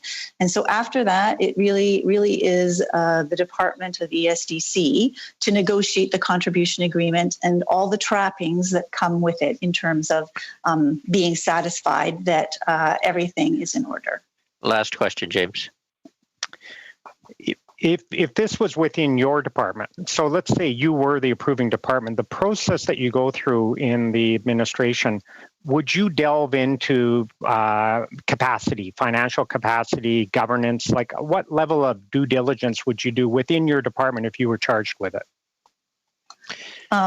So, I mean, I can't speculate on what I would have done or what I might do, but I certainly. What would be your normal practice? What would be your normal practice for this size of an agreement? I imagine it would be very similar to the practice that my colleagues over at ESDC exercised. And it's, there are terms and conditions that guide entering into contribution agreements, and we would follow them in the same fashion. Okay, Ms. Koutrakis, you'll have to wrap it up. Annie? Thank you, Mr. Chair.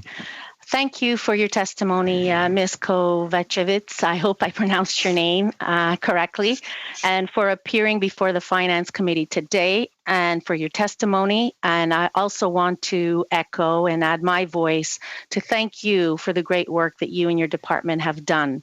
With all the work that you have done, we have helped millions of Canadians and hundreds of thousands of Canadian businesses. And we've helped our economy from a deep recession and possibly in a very incredibly short time and possibly worse than a recession. You probably have said this before, but I think it's worth mentioning again, so I will raise it again. Could you please walk us through the process of how typically the various programs arising from the pandemic, making up the Canada Emergency Response Plan or program, were put together and got through the idea generation, analysis, and decision-making process? And in cases of working with third parties, such as we, was the process significantly different? And if it was, why and how? Thank you for the question. I mean, I guess I would start by saying the Department of Finance and myself in the current situation that we're describing, I am not involved. The Department of Finance is not involved in negotiating the agreement, and we're not involved in negotiating the agreement with We Charity. So those questions are questions for ESDC and not for finance. In terms of the process, thank you for that question. Yes, this has been a whirlwind over the last couple of months in terms of the number of programs we've put in place. As Assistant Deputy Minister for Social Policy, I have been involved in the CERB, in the student package, persons with disabilities, Indigenous, essential workers, wage top up. It's been very, very busy. Given the time, given the unprecedented, sort of circumstances Canada and the world has found itself in, it is not unusual, and it is not even unusual before COVID times for there to be upstream policy deliberation. The government says we want to do something, or we have money, or there's a real need that people need something. So we work with the ESDC, with my minister's office. What are the real needs? Who should we talk to? What can we put in place? And quite frankly, almost everything in my purview in the social policy realm kind of work that way. There's a lot of massive amounts of discussions and emails, ideas, fecund ideas kind of rolling off the tongue, trying to land on what ultimately will be the best program, service, or support to put in place to help Canadians who needed it during the pandemic. And how would you say you and your department were feeling during these times? I know for many of us, for myself, I can only speak for myself, but these are unprecedented times. This is the first time that I've had to primarily work from home. It's been quite stressful. We all have families. We all have, we need to be careful and take care of our own health.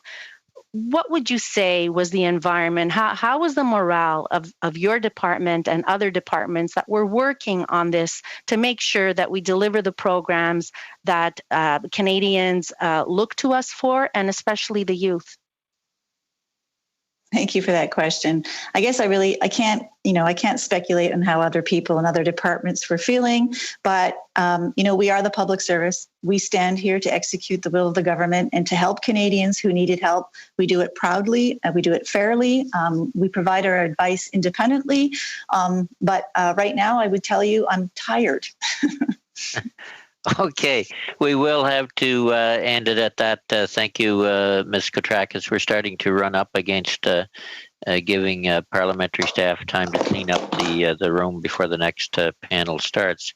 I just should mention to committee before I release Ms. Kovovich, the Prime Minister has accepted the invitation to appear at the Finance Committee. Arrangements will be made regarding that date and time.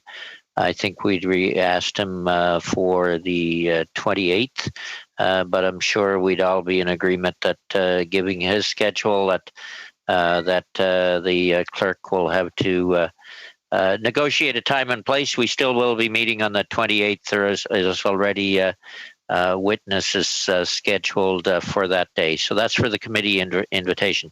Point of order, Mr. Chair. Yeah, who is that coming from? Charlie Angus. Charlie Angus, okay. Just quickly, I'm wondering, because we have representatives from WE coming next week, we're talking about the agreement, but we don't really know what it looks like. Is it possible we can get the contribution agreement so we're just more efficient when we're meeting? Because it's hard to talk around something unless you know exactly what the terms are.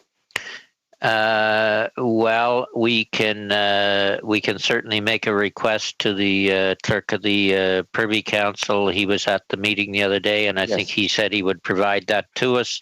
And so I will ask the clerk to quickly draft a little note to the clerk of the Privy Council to see if we can get that contribution agreement before we appears. Thank you. So we'll ask the clerk on behalf of the committee to do that. Ms. Kovovich, I think you said it right. You said it's been a whirlwind 3 months. And we've said it numerous times at this committee. I know today's hearings and these hearings sometimes don't look appreciative of the work that you all do, but I want to tell you that we are very appreciative as Canadians, as members of Parliament, on the work that the public service does. We always run into some snags in the road, but that goes with the process. So on behalf of the committee, I sincerely want to thank you for appearing here today. But even more so, you and your colleagues for all the work that you've done, the long hours you put in, the time away from family, different working conditions, et cetera, that you folks have faced in order to put out the programming to benefit Canadians and Canadian business. So we want to thank you for that and your colleagues as well. With that, you're welcome, and do take care. So with that, we will adjourn the meeting, and we will see everyone on Tuesday, and we'll send that note to the clerk. Thank you all. Meeting adjourned.